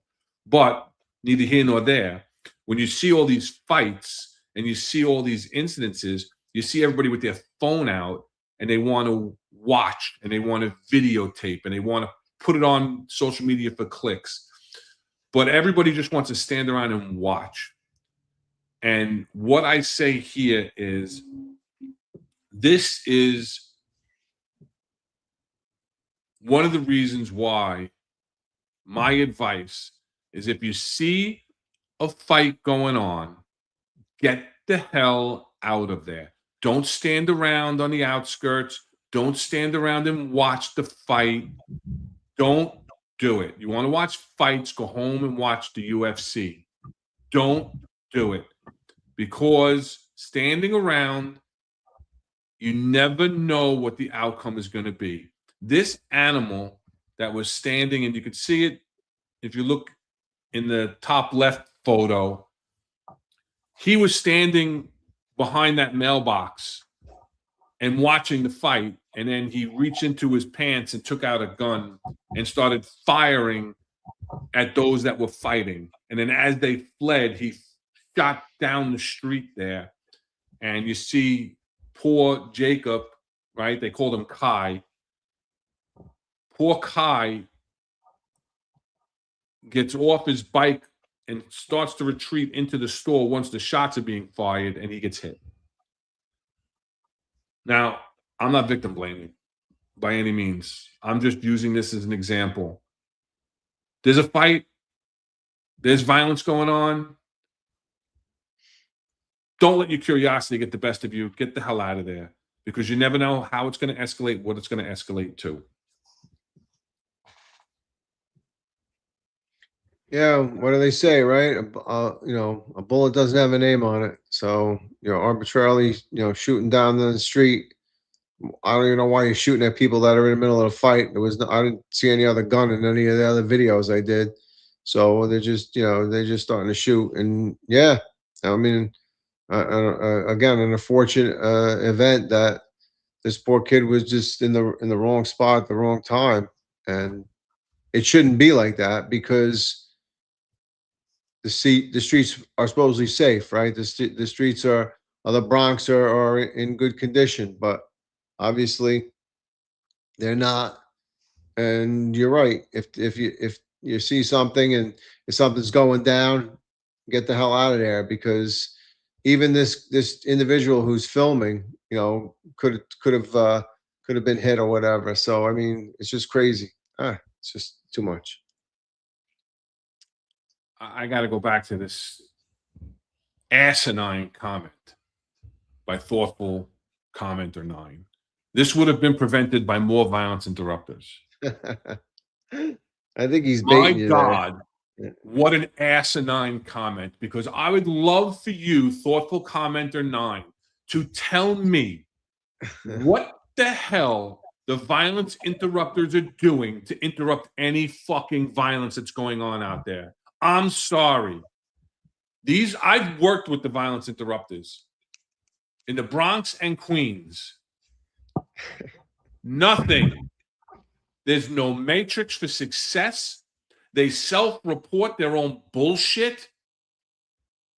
All they do now is, when something like this happens, they get out in front of the camera. They put on their jackets. They put on their shirts. They bring their billboards. In Queens, they bring their big THV, their own temporary headquarters vehicle, right? Their own RV up. And they park it there for advertisement. The violence must stop. The gun violence must stop.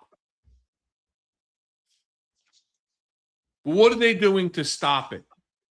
What are they doing to stop it? What are more violent interrupters going to do? They're not out there actively engaging in the community.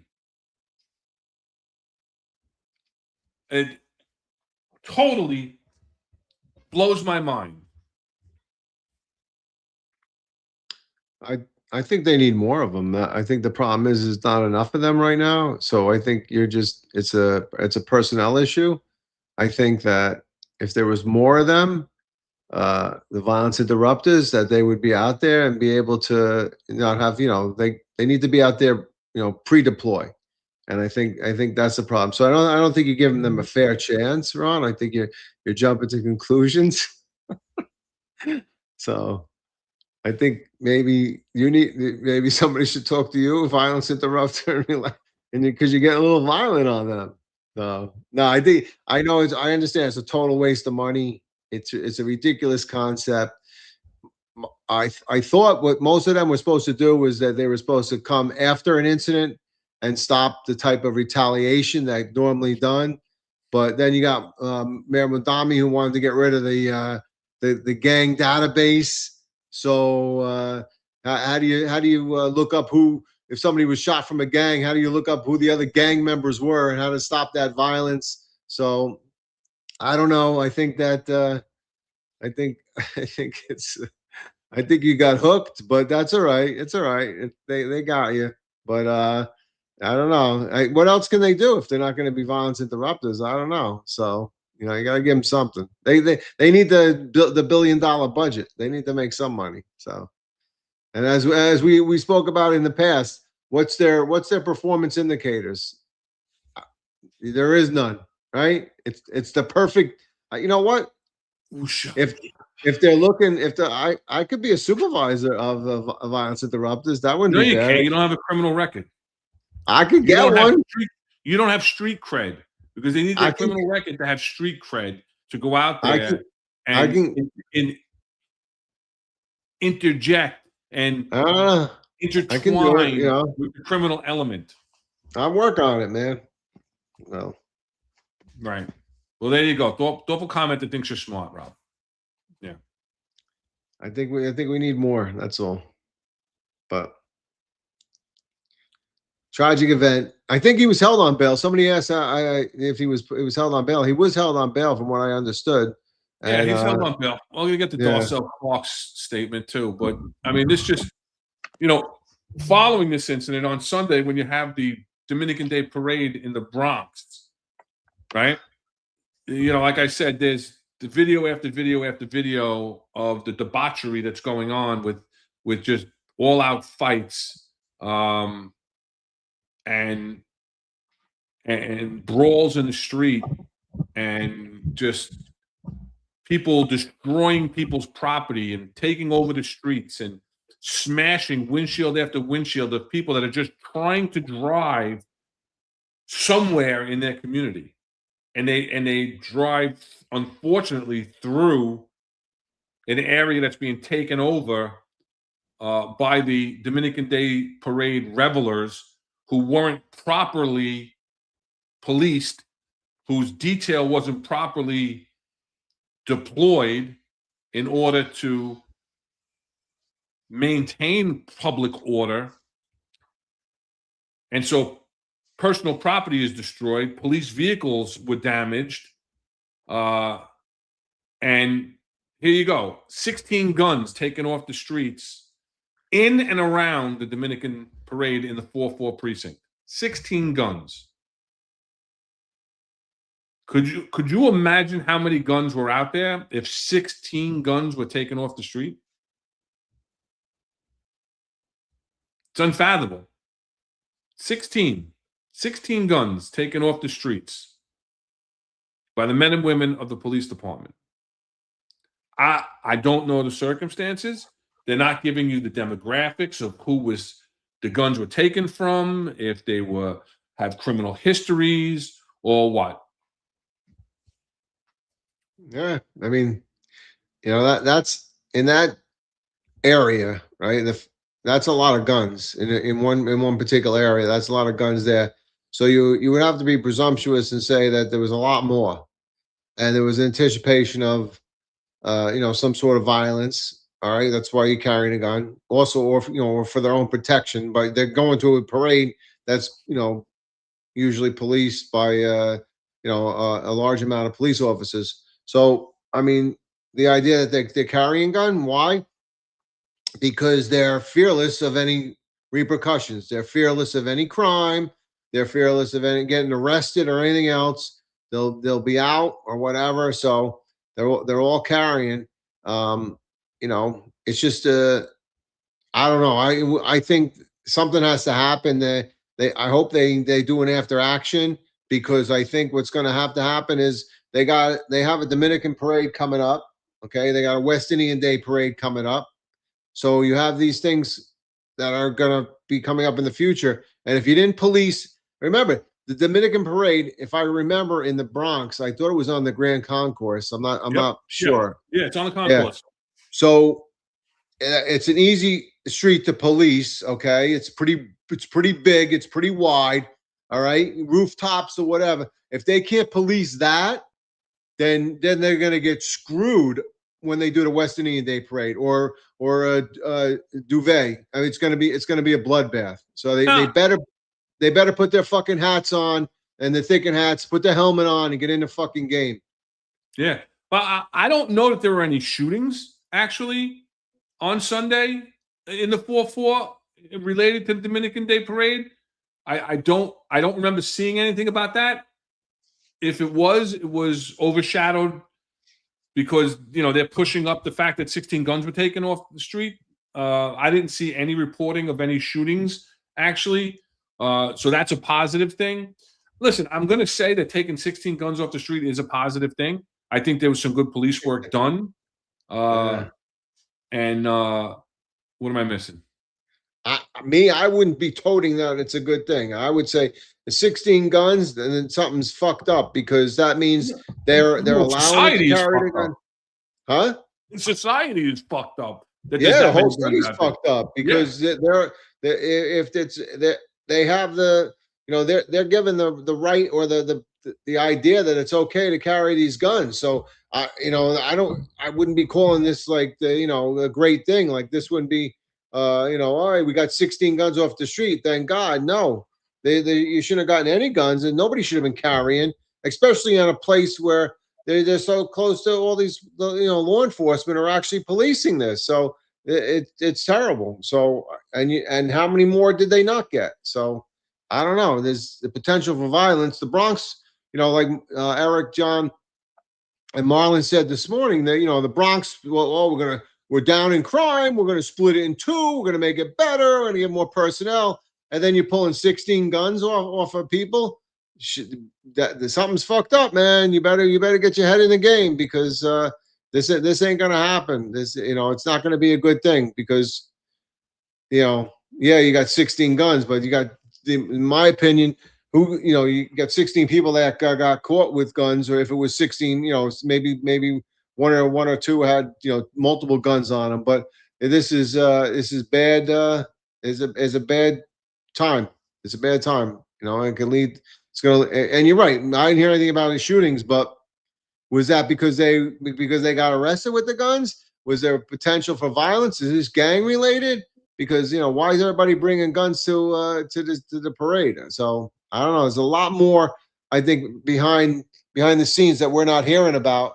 And they better be doing their intel work, and they better be doing an after action on how they can properly police these events. I agree with you 100%. And I'm not saying that I'm touting 16 guns as the greatest thing, because the fact that 16 guns were out there and able to be taken off the street. Because if there was 16, it was 160, right?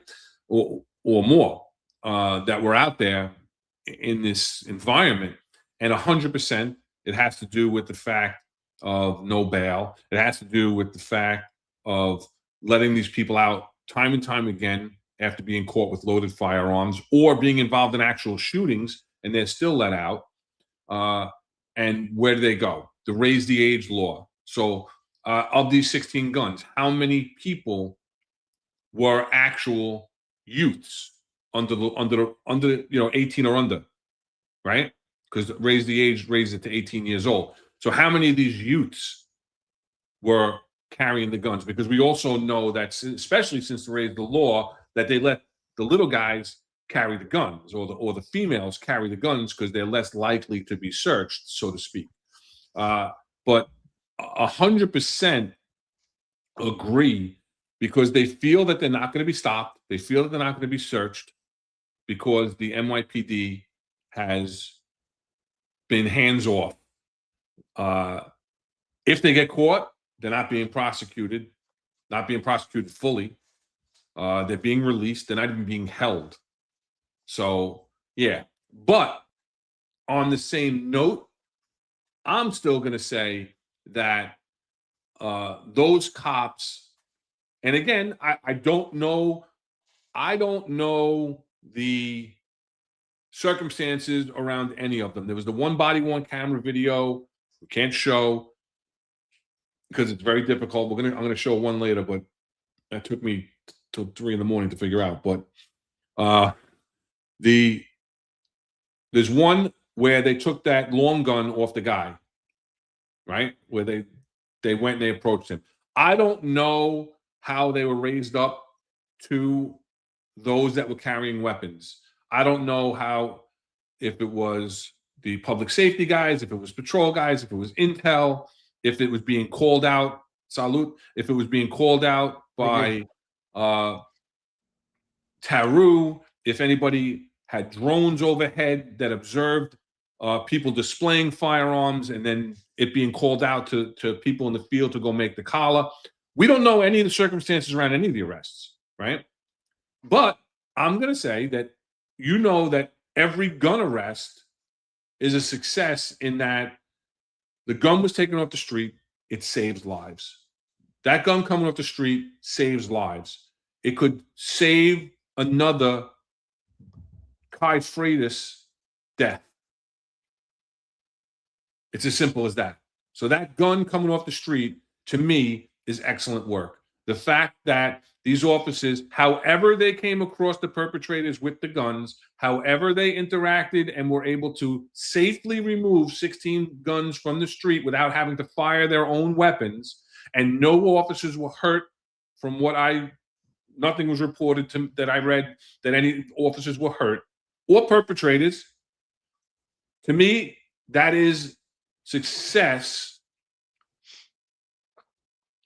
in the face of everything that everybody's up against, and the fact that they are just so brazenly carrying in the heat of the summer.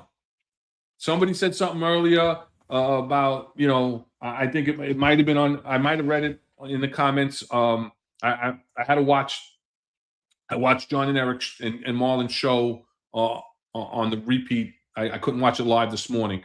And maybe it was on their comments about, they used to wear bubble jackets and hide them. Now they're wearing, in skinny jeans and they're just sticking out, something to that effect. Somebody made a comment like that. And it's the truth. It's the truth. They're not even hiding them. They're wearing those fanny packs across their chest, which is like so blatant. It's one of the things, and cops just aren't stopping them. But, I just think that it's still good police work. Does it, listen, am I throwing parties and going crazy about it? No, because it's indicative of the prevalence of firearms out there. If you are able to take 16 guns in one day in one fucking precinct, that's crazy, because that means there's how many out there that weren't taken off the street. maybe I'm just speculating. Maybe it was a gun buyback program the No, next day. Maybe they were just bringing the guns in, because I mean, I think we're jumping to conclusion that they were going to use these guns for violence. I think they were just maybe they were looking to meet up with a violence interrupter and take these guns and bring them to the precinct and give them in. I think maybe it used to be $200 a gun or whatever. I remember retired cops used to bring their old guns in and try to get $200 back for it, but because it was worth more than they paid for it. But I don't know. I no I agree with you. You know what? Any gun off the street is a life saved.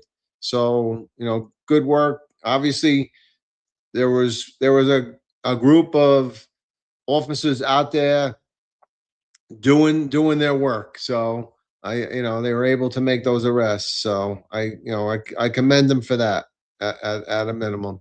So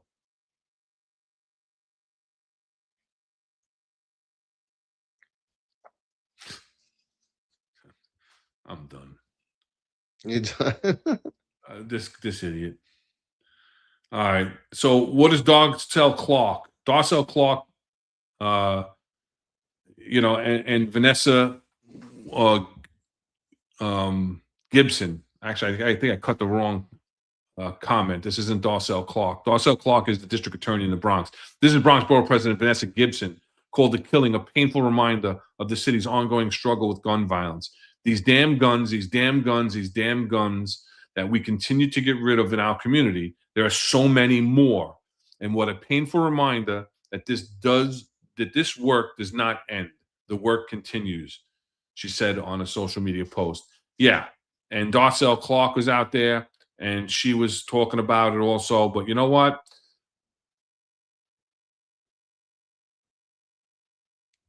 Keep them in fucking jail. Keep them there. There yeah, has to be consequences. There has to be consequences. definitely. All right, That's the problem.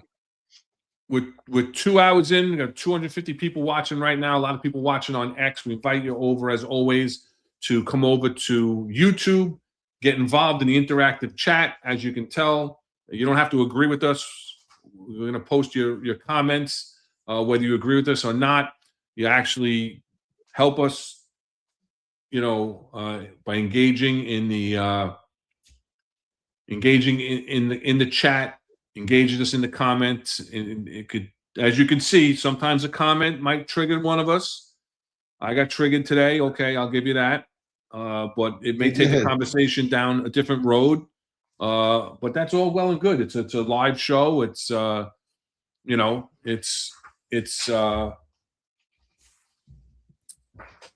it's our perspective. It's how we feel. It's what we think. That's what it's about. So, anything else on that, Rob? Before we go into some positive stuff. No, I'm just happy that the officers stayed safe, like you had mentioned earlier. You didn't hear about anything, and nobody. I don't think any cop wants to discharge their gun, even it's an unfortunate. It could have life effect on it. So I'm glad that they were able to successfully get 16 guns off the street, and like I said, hopefully they go forward, use it as a learning experience, use the after actions. Look at the mistakes and things that were made and ways to prevent it. So just don't dust off the fucking paper and say, oh, it's a Bronx Dominican parade. Here's the plan from 2 years ago. This worked. Not everything always works. So Yeah. And Billy Blastoff, another, appreciate you following the show and the network. You both talk the truth. So too bad if you piss someone off. It's not that, Billy, I talk my truth. Rob talks his truth. Other people in the comments talk their truth. I'm not saying what I say is right. It's right to me. It's how I feel. It's what my perspective is. Rob speaks from his life experience, his job experience, his work experience. That's his truth. Other people in the comments have other life experiences, and that's their truth, and that's fine. As Chronicle said, we can agree to disagree. Sometimes I'm not going to agree to disagree, but it is what it is, right? And just like 92 Charlie says, the chat talks the truth too. Yes, they do. You talk your own, you know. Lawful comment denying require parade goers to pass through metal detectors. They tried that at the West Indian Day Parade last year, and there was a mass shooting. So that didn't work out too well for them.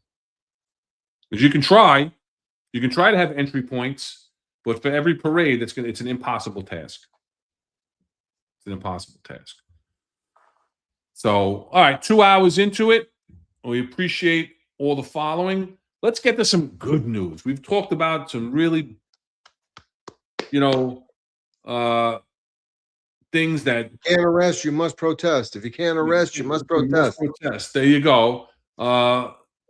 And then the horrible incidents that happened in the Bronx over the weekend, and all the violence, and again, all the violence that was prevented by those. That's another thing people don't realize is, you see the crime, especially with social media these days, right? They talk about crime is down, crime is down, crime is down. We know that the numbers are not 100% legitimate, that things are not being, first of all, they're underreported. We know that people aren't reporting all the crimes that are happening against them. And number two, that they're not being recorded properly when the crimes are being recorded.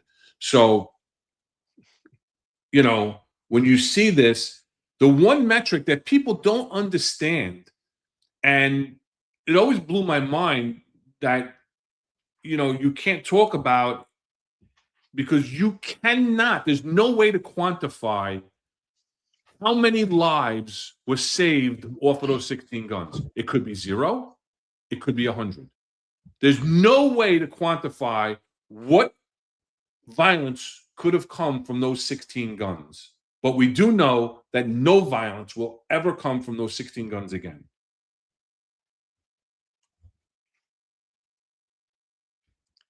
I agree. All right.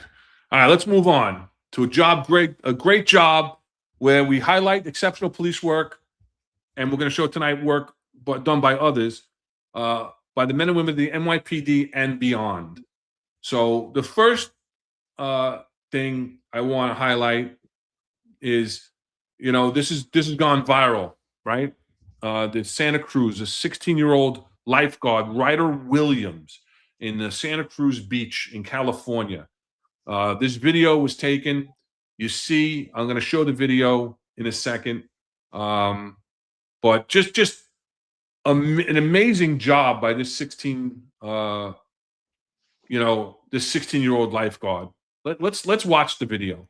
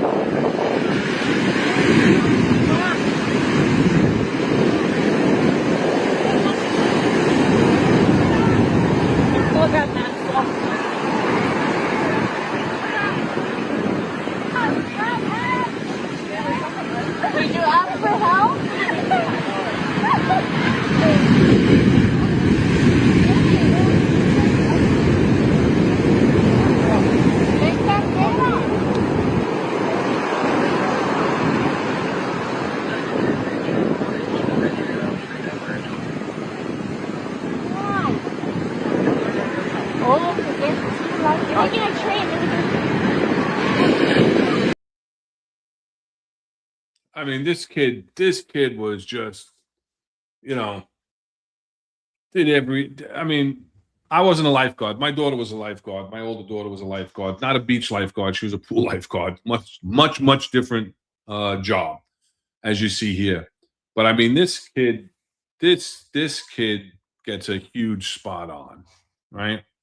This kid, 16 years old, and he had the wherewithal to hold on to that 10-year-old boy in a bear hug. Every time one of those waves came in, he turned his body into the wave. He rode with the wave. He didn't fight it. He just nonstop. Didn't read when people were reaching out to grab him, to help him, chain him in. You see them all run away when the next wave came. He knows if he reaches out, he's losing grip of this kid, and he could have another victim. So I just think that he did such a phenomenal job there. It was recognized by Donald Trump's son. Posted it. It really went out there. Donald Trump picked up on it. He's invited him and his father. They're going to go to the White House and receive a civilian award. But just to watch that, I mean, I'm at the beach all the time, and the waves here don't get that crazy. Just this past weekend, I was teaching my daughter how to turn herself, into the wave, not to turn her back to the waves and things like that. And just to watch this kid and what he did, really outstanding job. Yeah, I think like Hood Mayor NYC said, that pretty strong waves. Man, those waves were crazy. Like, there's no way that if I was on the beach that I would even have thought about going into that water. I go by the rule of thumb is if I can't see my feet, I don't want to go in. And those waves were ass kicking, man. They were crazy. But for that young lifeguard to hold on, never let go, as waves are continually crashing on him, was a phenomenal job. I mean, he truly had his, the sight of, I'm going to rescue this young man, no matter whatever happens. And you're right, he didn't give up his grip when other people were asking to reach out. And you saw what happened to them afterwards. They got a little beat up too. They got pushed back. So, kudos to him. Well done. Obviously well trained, knew what he was doing. And, he brought the job to a successful conclusion, and he deserves everything he gets. He deserves whatever civilian award is given to him by the president. And he definitely deserves, anything else that comes his way. But I think the future for him is positive, because he is a lifesaver. He risked his life over somebody else's. So he definitely deserves, definitely a great job, and, hopefully continued success for him. Right. When you read about it too, because I was trying to follow it to get his name, because originally they weren't releasing his name. And then his mom went on some social media, and we found that his first name was Ryder. And then his father went out, and his father identified him as Ryder Williams, right? 16 years old. Kid's trying to stay low key. They're trying to keep him low key. And, come to find out, he made 5 rescues that day. 5 on Sunday. Who the hell's going in the water? It was a Saturday, right? 5 rescues. 2 after this. You know how tired he must have been from that rescue alone? But yet he's back in his lifeguard station after, I'm sure he had to do some type of report, or maybe he does the report afterwards a little later, right? 2 more saves after that. Amazing. And then listen, kudos to the other lifeguards. I mean, it took a while for the other lifeguard to get there, which surprised me a bit. Yeah. Because I know here at our beaches, there's a lifeguard on every block. So if somebody goes in and they blow the whistle, they have their own codes on how many times they blow the whistle. If they're going in, if they see a shark, they make the signal, and everybody has to get out of the water. If there's a rescue, or if somebody's getting too close to the jetties, there's different ways they blow the whistle. And then the other lifeguards come running down. I've never seen it take that long for another lifeguard. So I don't know the distance between lifeguard stations there and how this kid was by himself for that long, but God bless him. He did a phenomenal job. The strength he had to hold on to him, and to you know, to be able to get that kid in, you know. Let's see, what does anybody say anything here? Pacific is cold, you know. Billy Blastoff's an advanced rescue scuba diver, and what he did is an amazing job. Really, it's, you know, really did, you know. Fucking Nolan. You know? And obviously this kid was raised right. Kudos to his parents. Yep. I'll give you that. All right. All right. And then let's get to the next video. Now, I'm going to preface this with the reason that we show these videos is for transparency, is to highlight work done by the NYPD, and for educational purposes, to help. Sometimes we break down tactically what the NYPD does from our experience and our perspective. That being said,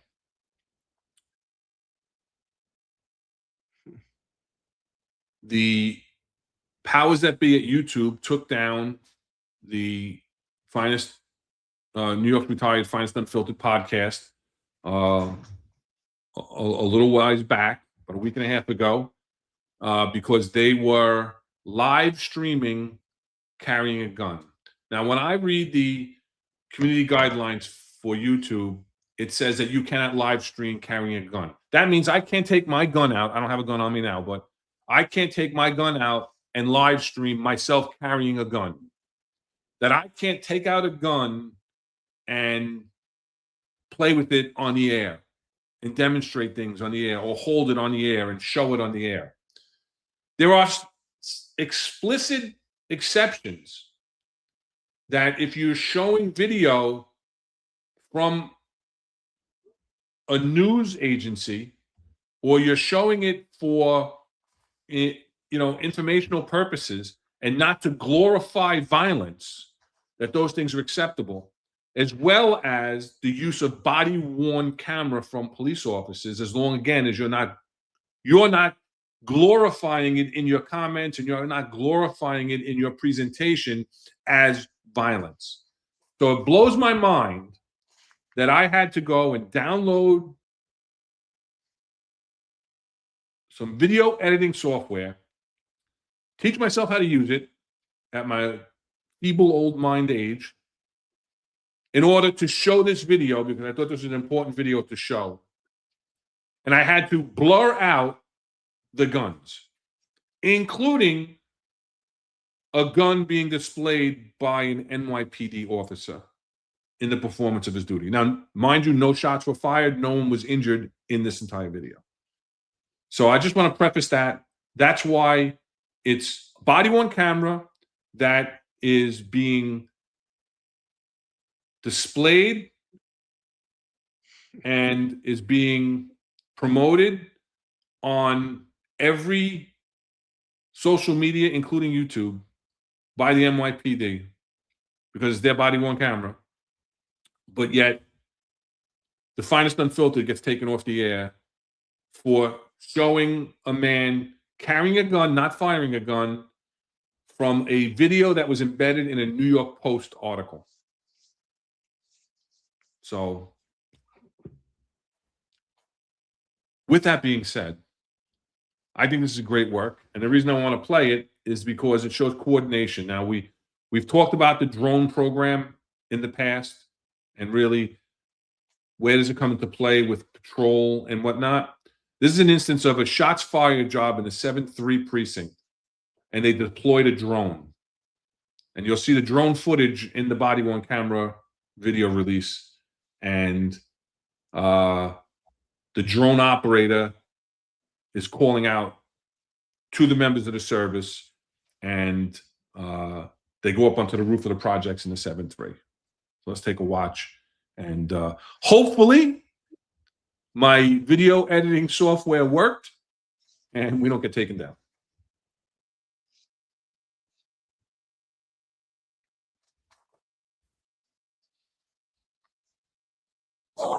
The unit is trying to free non-power voting official and advise them that the drone has 2 males on the rooftop with a firearm pistol.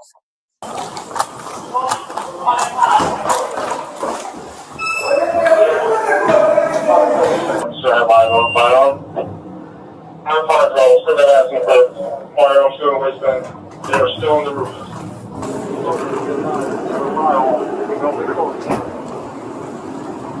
Yo, hands up! Hands now! Hands! Get up! Cuff him! Cuff him now! Cuff him now! Stop! Don't move! I got it.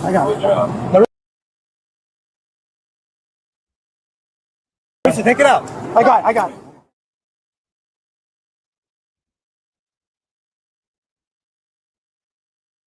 Kudos to that drone.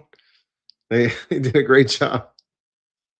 But yeah, no, I mean, it's good. I don't know what caused them to go there, whether it was shots fired or somebody up on the roof, but Yeah, it was the a drone shots fired actually, job. yeah. So the drone actually saves lives and everything because it gives them the information. Again, I've used the drone well before Kaz came on the job, before he even knew what what it was to be a cop. But the drone did a great job, and they're a useful tool. And in this incidence, they were able to make the arrest. So I think they did a great job, and I think kudos to the drone. I don't know, maybe EPD for the drone, and then it was all good. So nice job. There you go. And thoughtful comment to me, some drone violence interrupters. They do. Yeah, that's a good idea. This drone was a violence interrupter, right? Because this drone took a gun off the street. Again, we'll never know if that gun ever would have been fired, ever would have caused harm, but we know now that it never will because the gun was taken off. And yeah, so, people joking around, the drone gets a commander's day and everything else, Commander's Yeah. Day. That's a good TC. Good idea. Hey, listen, it's listen, to me, it's just great coordination. It was a shots fired job. Somehow the drone went up. I don't know if the 7-3 has one of those drones on the roof. I'm not sure if that's one of the commands, but the drone went up on a shots fired job. The operator observed that, was able to call it out. The perps never got raised up to the drone, obviously, because they never left, right? After they fired the gun, supposedly, and we know, a lot of times, Housing Flight will tell you, right? Guys used to go up and test their guns on the roof of the projects. If they're buying a gun or whatever, they get a new gun, that they go up and they test on the roof of the projects. Maybe that's what they were doing. But they were just chilling, sitting there. He's playing with it. He's looking at it, puts it in his waist. And then, the cops were able to get up there and get it. So Billy Blastoff brings up an excellent point, right? He says, that that's coloring by the numbers, gun collar. Hopefully they did not have the radios blaring as loud as the video. Give them an EPD. You know what? I mean, that's a great point because there's a couple other things. Guys coming up with the radio blaring. The other thing is a lot of guys put their keychains out, so you jingle jangling on the way up. That's the other thing. And the second thing is a point of cover. When you come up on those individuals, I didn't hear the audio, but I would have liked the drone operator to give them point of cover, exactly where they're coming, so they don't have to come around the corner and expose themselves. A lot of good point, Billy. There's tactics that need to be deployed there, but they did do a great job, and they definitely surprised those guys. They didn't know what they were being the cops were right around the corner for them. So there's absolutely 100%. There's definitely things you have to consider on the way up there. Great points. Let's just take a listen to that. Let's take a listen to them as they approach, and then take a look at. I'm not sure if it's the sergeant or whoever makes first contact does take a point of cover when he's approaching.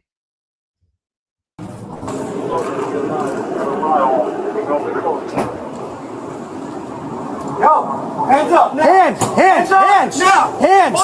Get up. Cuff him. Cuff him now. Cuff him now. Stop. Don't move. I got it. Yeah. So I didn't hear keys jangling. I didn't hear radio going off. He came up behind that air conditioner or that air vent. Not the best point of cover. Maybe that concrete wall. And Billy says he did it for a living for a while after, I guess, he retired. But here's the thing: you want to one guy put a gun on him at a point of cover, and then you can give orders or whatever. Listen, they came right up on him and they grabbed him right away. That's fine too. But you know what? You could also take a point of cover and then have somebody else make the apprehension. I always used to like to, ask him to turn around and walk backwards, because then you didn't know. That's a big tactic in the issue when somebody's giving themselves up. But either way, either way, they did a good job. Like Housing of a Life says, right? Wait for the person to come down the stairs. They have nowhere to go. 100%. So there's good job. I'm not saying it was a bad job. Great, coordination between the drone operator and the cops, and eyes on the whole time, whatever. Good job. There's just things to look at, tactically and stuff. You want to always, maybe get back in the RMP and talk to your friends, and talk to your partner. Hey, what went good? What went bad? Like that, a hot wash that we always talk about. Talk about it all the Good time. job. Yep. All right, I got one more. It's another video from the NYPD of another bridge rescue. Came over, it was a 911 call. An anonymous person walking by called stating that they saw somebody climbing up on the side of the bridge. Taking it step by step so I don't slip, making sure my team's behind me. You don't want to get too close, but at the same time you have to get somewhat close to be able to hear them and be able to communicate with them. You okay? The first thing is to establish basic human level connection. Just introduce yourself. My name is Chris. What's your name? Try to get their names. You don't want to really seem as authoritative. I understand we're police officers, but at the end of the day, we're still human. In order for what we saw the other night, they have to be specially trained. So that training includes high-angle rescue, scuba, emergency psychological technician training, plethora of others. The men and women of the emergency service unit are the best trained in the city and possibly in the country as well. The empathy that Christian showed, you could teach a little bit about that, but that's also inbred. What he did was absolutely amazing. After talking to somebody for a long time, you run out of things to say. With this young man, he did a pretty good job to keep the patient engaged the whole time. That gives me the opportunity to come up with a team, come up with a plan to get this lady down. It's a great feeling. For me, I've done it so many times, but when I found myself the wife, kids, they're so happy about it. Everything's gonna be okay. You're not in trouble. Just work on working. Great feeling, glad that we were able to get the outcome that everybody there wanted. We wanted her to be okay, we wanted her to be safe, and I'm glad that's the way it ended. I am proud of these guys and girls every single day. It's amazing what they do. There's a lot of unsung things that go on without the notoriety that Christian received for this Brooklyn Bridge job or the Empire State Building job, but every single day they do amazing work.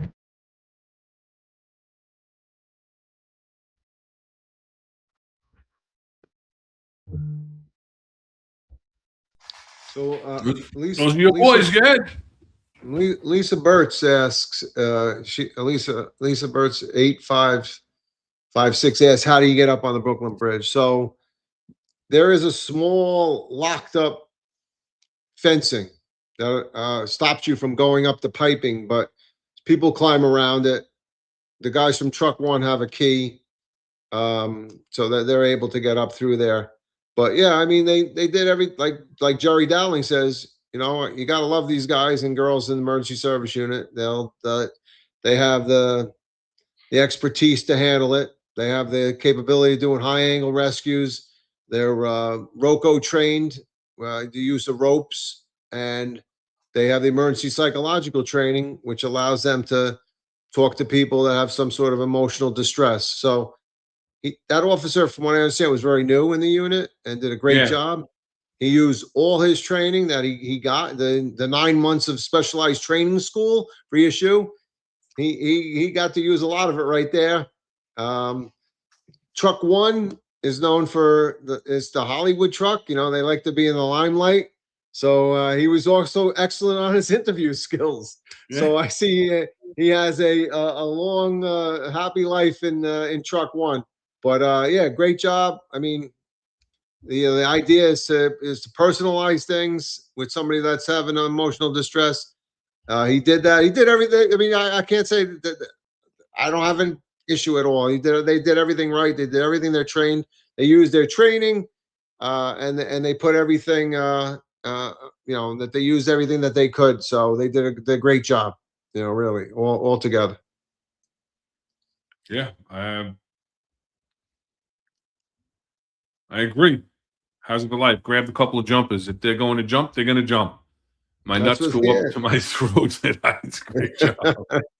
That's really true though, because we used to always say that if we get there and the jumper's still up, there's a good possibility that the jumper's gonna stay. There have been incidences where the jumper decides to jump, but but usually if they stay up there, they're willing to make negotiations. So the guys did a great job.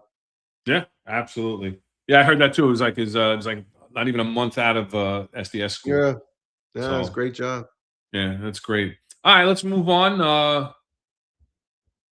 We'll start wrapping up. Get to the final segment, Ask an Executive, where Ron and Rob answer questions from the chat. This is where you get a chance to ask us questions on topic, off topic, from the chat, and where you don't normally have access to a NYPD executive. Here you have retired deputy chief, retired inspector. Get our perspective, get our answers on something. Also, for any questions that you have offline, you could email us at the executiveperspective@gmail.com, or you could DM us. So DMs are open. DM us at execperspective on X. And we did get one question this week in the email. It was rather lengthy. I responded back to him to request exactly how he wanted me to handle it, because there was a lot of information in there that may have singled him out as to where he was working. So he got back to me, and basically the question was, he was a sergeant for 15 years in rank, never had a problem, was in multiple investigatory units. His last unit he spent, let me see if it says in here how many years he spent there. 12 years in his last unit, and 13 of the 14 sergeants got the bump. He is not a male white from the name, I discern. But he is wondering whether he should file a lawsuit should anything come from this pay-to-play accusations and allegations that have come out in the federal investigations, where people were paying for promotions, which is something that he may have suspected might have been going on, because there were people with a lot less tenure, seniority, that were he was getting passed over by. And he never complained about it while he was on the job. He loved his job. He loved his position. He loved his bosses. He loved his coworkers. So he stuck with it. He's recently retired. He's not ready to identify himself or come on the show or anything like that. But his question to us was, should he initiate a lawsuit? Should something come of this pay for play thing? And I don't know that we're the ones to really answer that question. I think you need to seek some legal advice. I would not seek legal advice from a social media attorney who likes to sue the NYPD, because I don't know that I've seen a lot of positive results coming out of those cases. Seem to, you know, leave it at that. Look for some type of workplace lawyer that might best be able to answer that question, because I don't know how easy it's going to be to prove why you were skipped over. If you have any information that was given to you, if you were told certain things, that you were passed over for certain reasons. I don't know your disciplinary history, which you say you have none. I don't know what your evaluations were, which you say you were stellar. And I have no reason to doubt you at all, whatsoever. So, did you see the email, Rob? I did not see the email now, but I agree wholeheartedly with you. We don't have all the facts, so if you have, you know, whatever evidence that you have that you believe is such, and rather than speculation, but yeah, talk to an attorney and see if you have enough, you know, evidence for or information for a case to go forward. Then I mean, I don't know why. I've seen it where people in this particular units, you know, don't get promoted and they do get passed over by a lot of people, you know, other people. So I don't know specifically what happened for that, you know, for you, your case yourself, but you very well may have a case. I mean, we've heard about this pay for play and all this other stuff. So I would question whether or not, I mean, like I said last time, remember, I don't have $15,000 sitting around my house that I could pay to get promoted. So, you know, hopefully they do an in-depth study and see if these people, you know, transferred money over and gave other people money, and where the money came from. You know, was it all done through Venmo or whatever? You know, so but who knows? I don't. You know, I think you just gave the best advice. Get an attorney, talk to them, and see where the case can go. Delray 55 jumping in at the end with a question. My man's always there in the end, right? Why do precinct commanders for the summer months always put that memo for the front desk? No excusals, no admin sick, no lost time per the CO. Was it really minimum manning or just 1 PP directives? Listen, the finest message comes down almost every weekend that there's no excusals until all details have been filled, or no excusals, period, because of projected needs of the department for details to be filled. As we all know, manning is at a minimum, that through attrition, that commands are running at skeleton crews with all the details, with all the mobile field forces that they're being sent out to, with some are all out, where cops are sent to the high crime areas. I believe they're doing it different this year, where they're doing it on an ad hoc basis as opposed to permanently transferring people for the summer. But all those things taken into consideration. Listen, you also got to remember that you're going to be maxed out on your vacation picks. Everybody that has vacation picks is taking a summer pick. So you're automatically going to be down a certain percentage, right? You're going to be down that 12% in manpower for the most part on annual vacation picks and individual vacation days on the holiday weekends, right?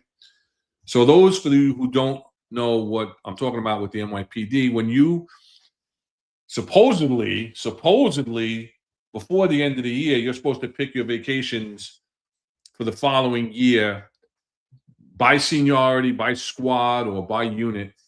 And those picks are binding unless the police commissioner suspends the chart due to an emergency, which doesn't happen that often. It happens every so often. And you're guaranteed those days off. And the weekends, your days off on both ends of that week. So if I work Monday to Friday, and I take off that Monday to Friday as an annual vacation pick, I also get the weekend before and the weekend after attached to that they can't make me come to work unless the police commissioner suspends the chart. So you're already working at a deficit. I've always said this. I've said this many times on the air, that no, this is where a boss needs to be a boss, needs to be a leader, needs to be somebody who cares about their people, because no supervisor, I mean, no excusals never means no excusals. It means very few excusals. It means you can't give off everybody, every Tom, Dick, and Harry that wants to have a barbecue because it's a nice day or wants to stay at the beach a little longer or whatever the case may be. You have people that are constantly always trying to bang in and take the days off. You have people that run out of time of their vacation days before the summer even comes, because those people are just chronically taking off, and then they struggle to do overtime for time to make off, whatever. But no, the finest message absolutely comes down, but that's not for the entire summer. It'll come down on Thursday or Wednesday and say for the weekend, there are no excusals due to expected manpower needs, whatever the case may be. I agree. Well,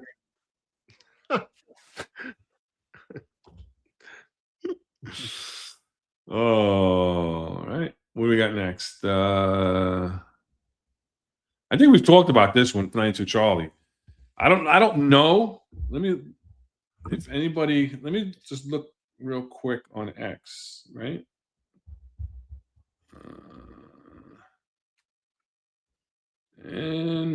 NYPD 46. Now, it still has Juan Moran listed as the commanding officer. I believe he was transferred during an investigation. So according to X, there's no replacement yet. I think we talked about this, right? We talked about this last week even, right? Mhm. I think it will be a female, because the last two male commanding officers were tied to, one was arrested, Jeremy Strublin, and one was transferred due to sexual harassment complaints, just allegations. So, will they put a female in there to try and straighten things out? I don't know. Possibly. It's a busy place. So they need to put somebody competent there. What do you think, Rob? I agree. I agree.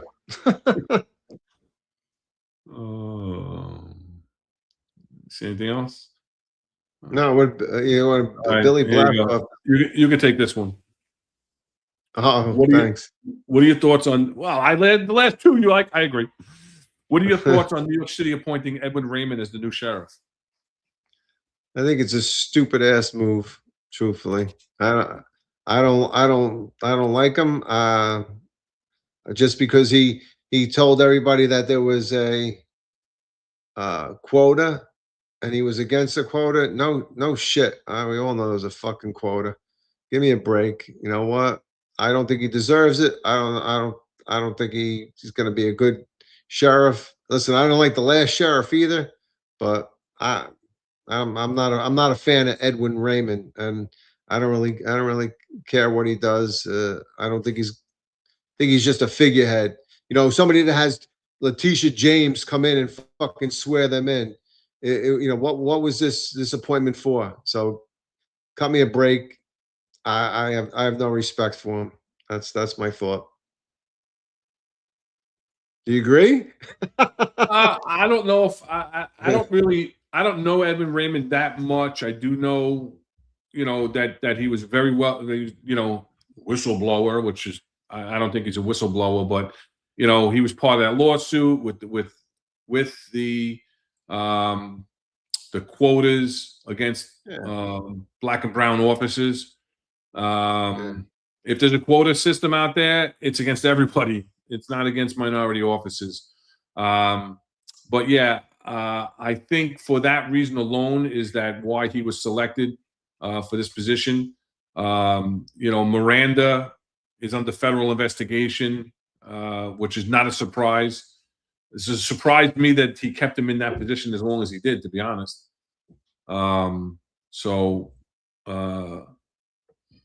Listen, the New York City Sheriff, they handle civil matters.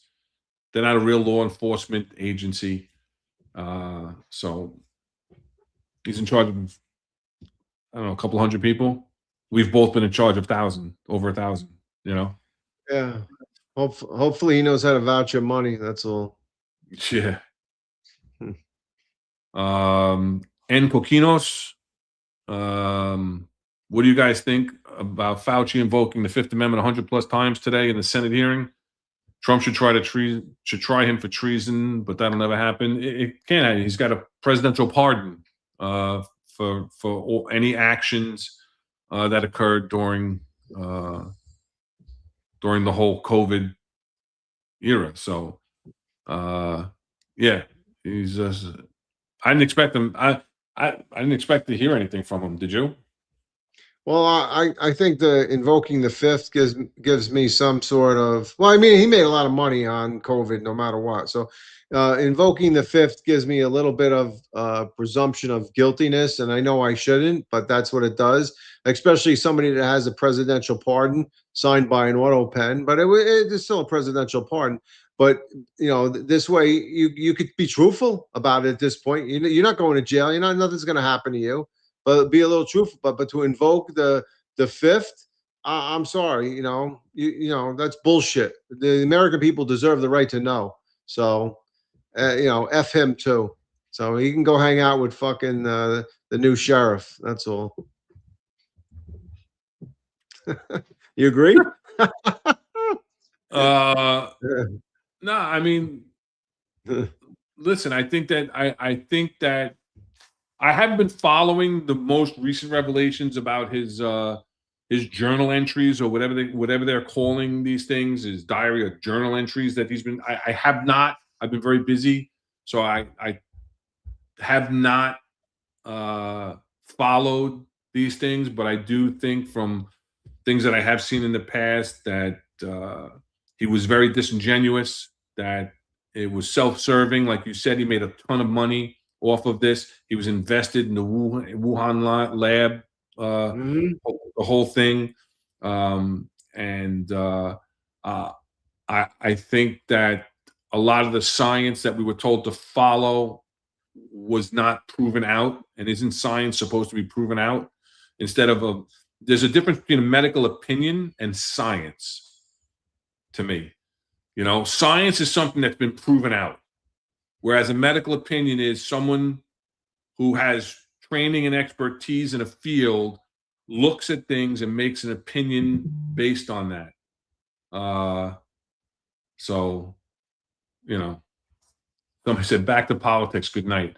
No, I'm just saying we're answering the questions. We're answering the questions from the comments, and it's always been able to be on topic or off topic.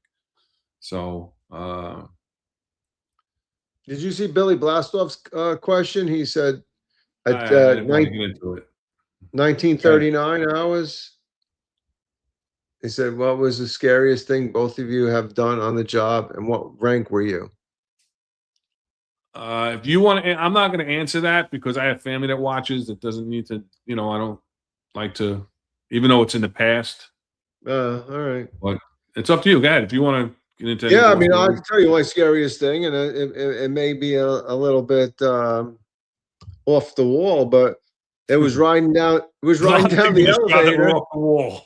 Riding down the elevator with a tiger in a housing development. Okay, at any given moment, I was a captain. At any given moment, that freaking tiger could have woken up, and I don't know what the hell it was going to do. Henry Medina had a shotgun on him, but now we're in the elevator and Henry Medina is going to let a shotgun go off. I don't know.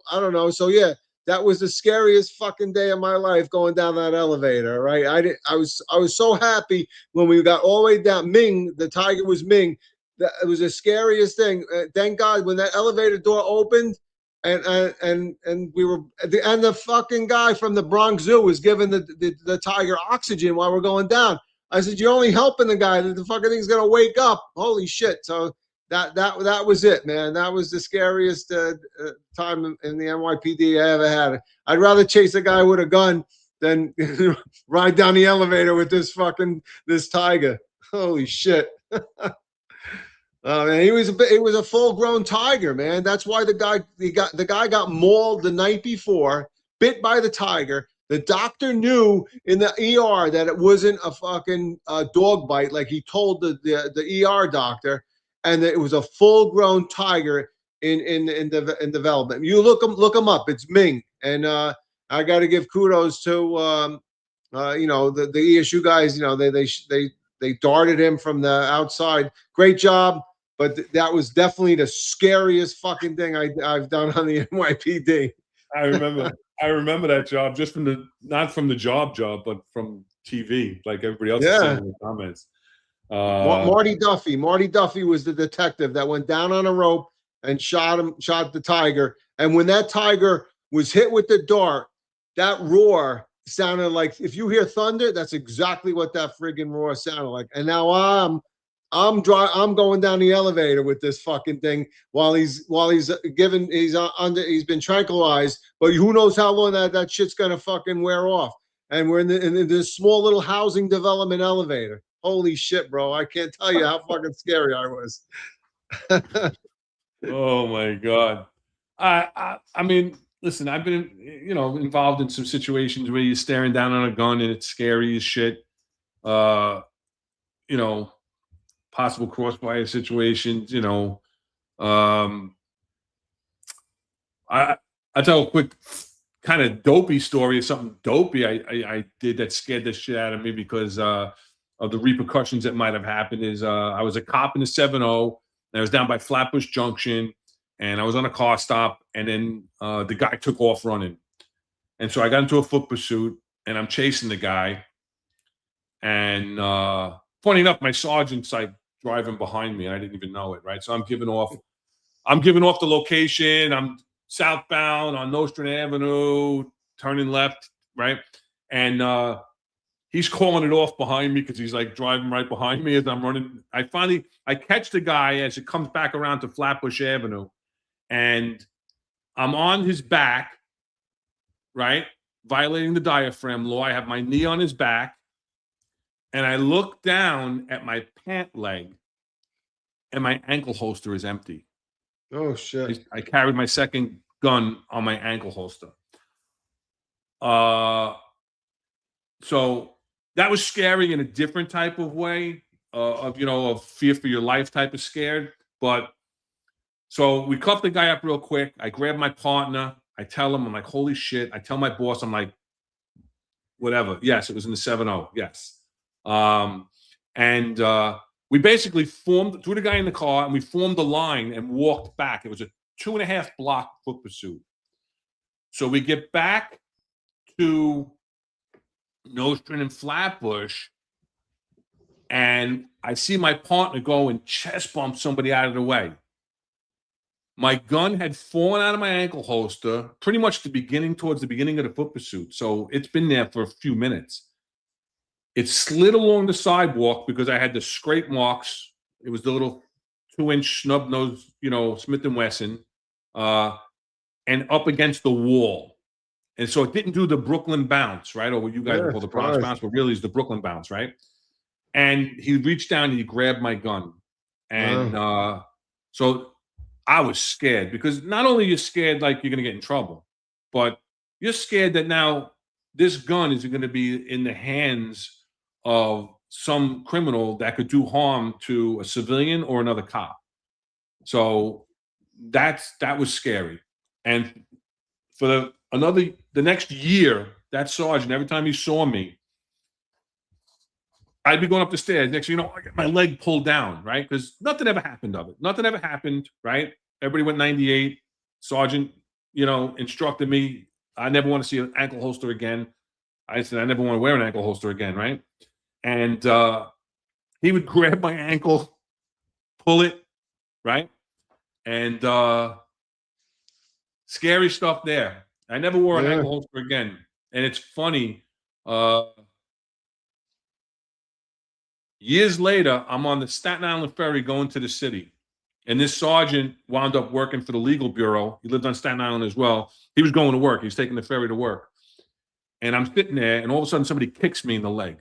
I'm like, what the? I look up. It's him. He goes, I'm just making sure you're still not wearing an ankle holster. That's funny.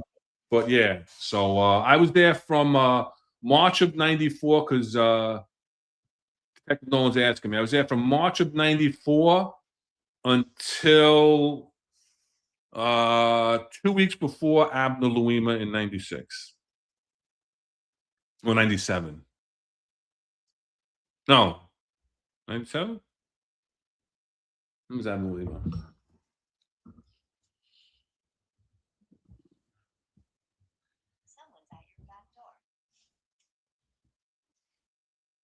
When was that?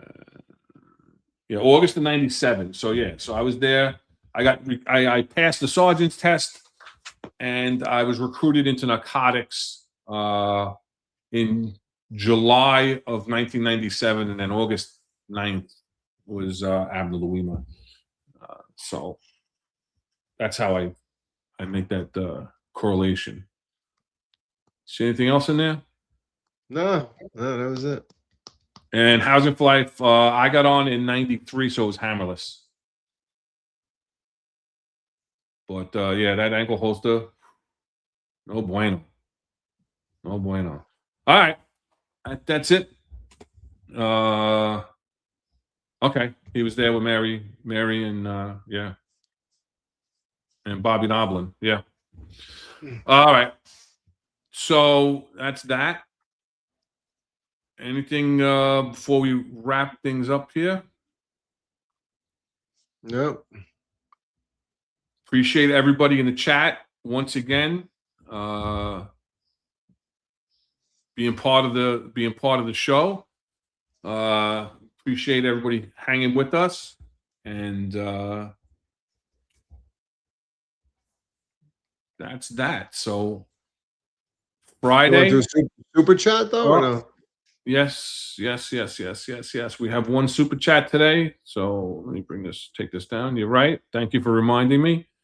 Jack Greco 61, $2. Thanks for the deuce. Interrupters. We need to pack the bodegas.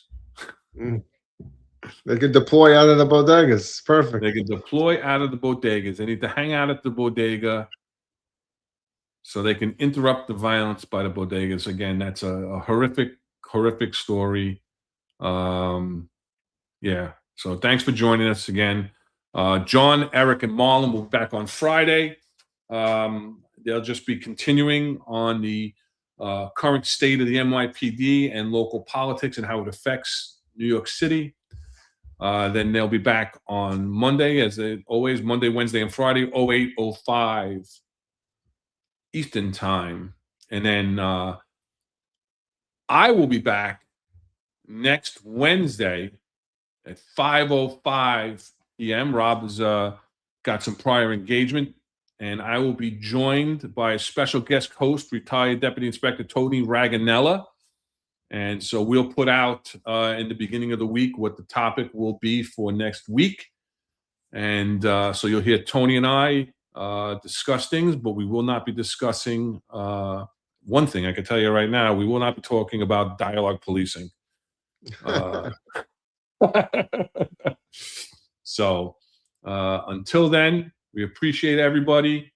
Thank you for joining us. Until next time, be safe. Rob, enjoy your week off. I'll see you maybe in a couple of weeks. Maybe, yep. All right. Safe, everybody. Be safe. Thanks, everybody.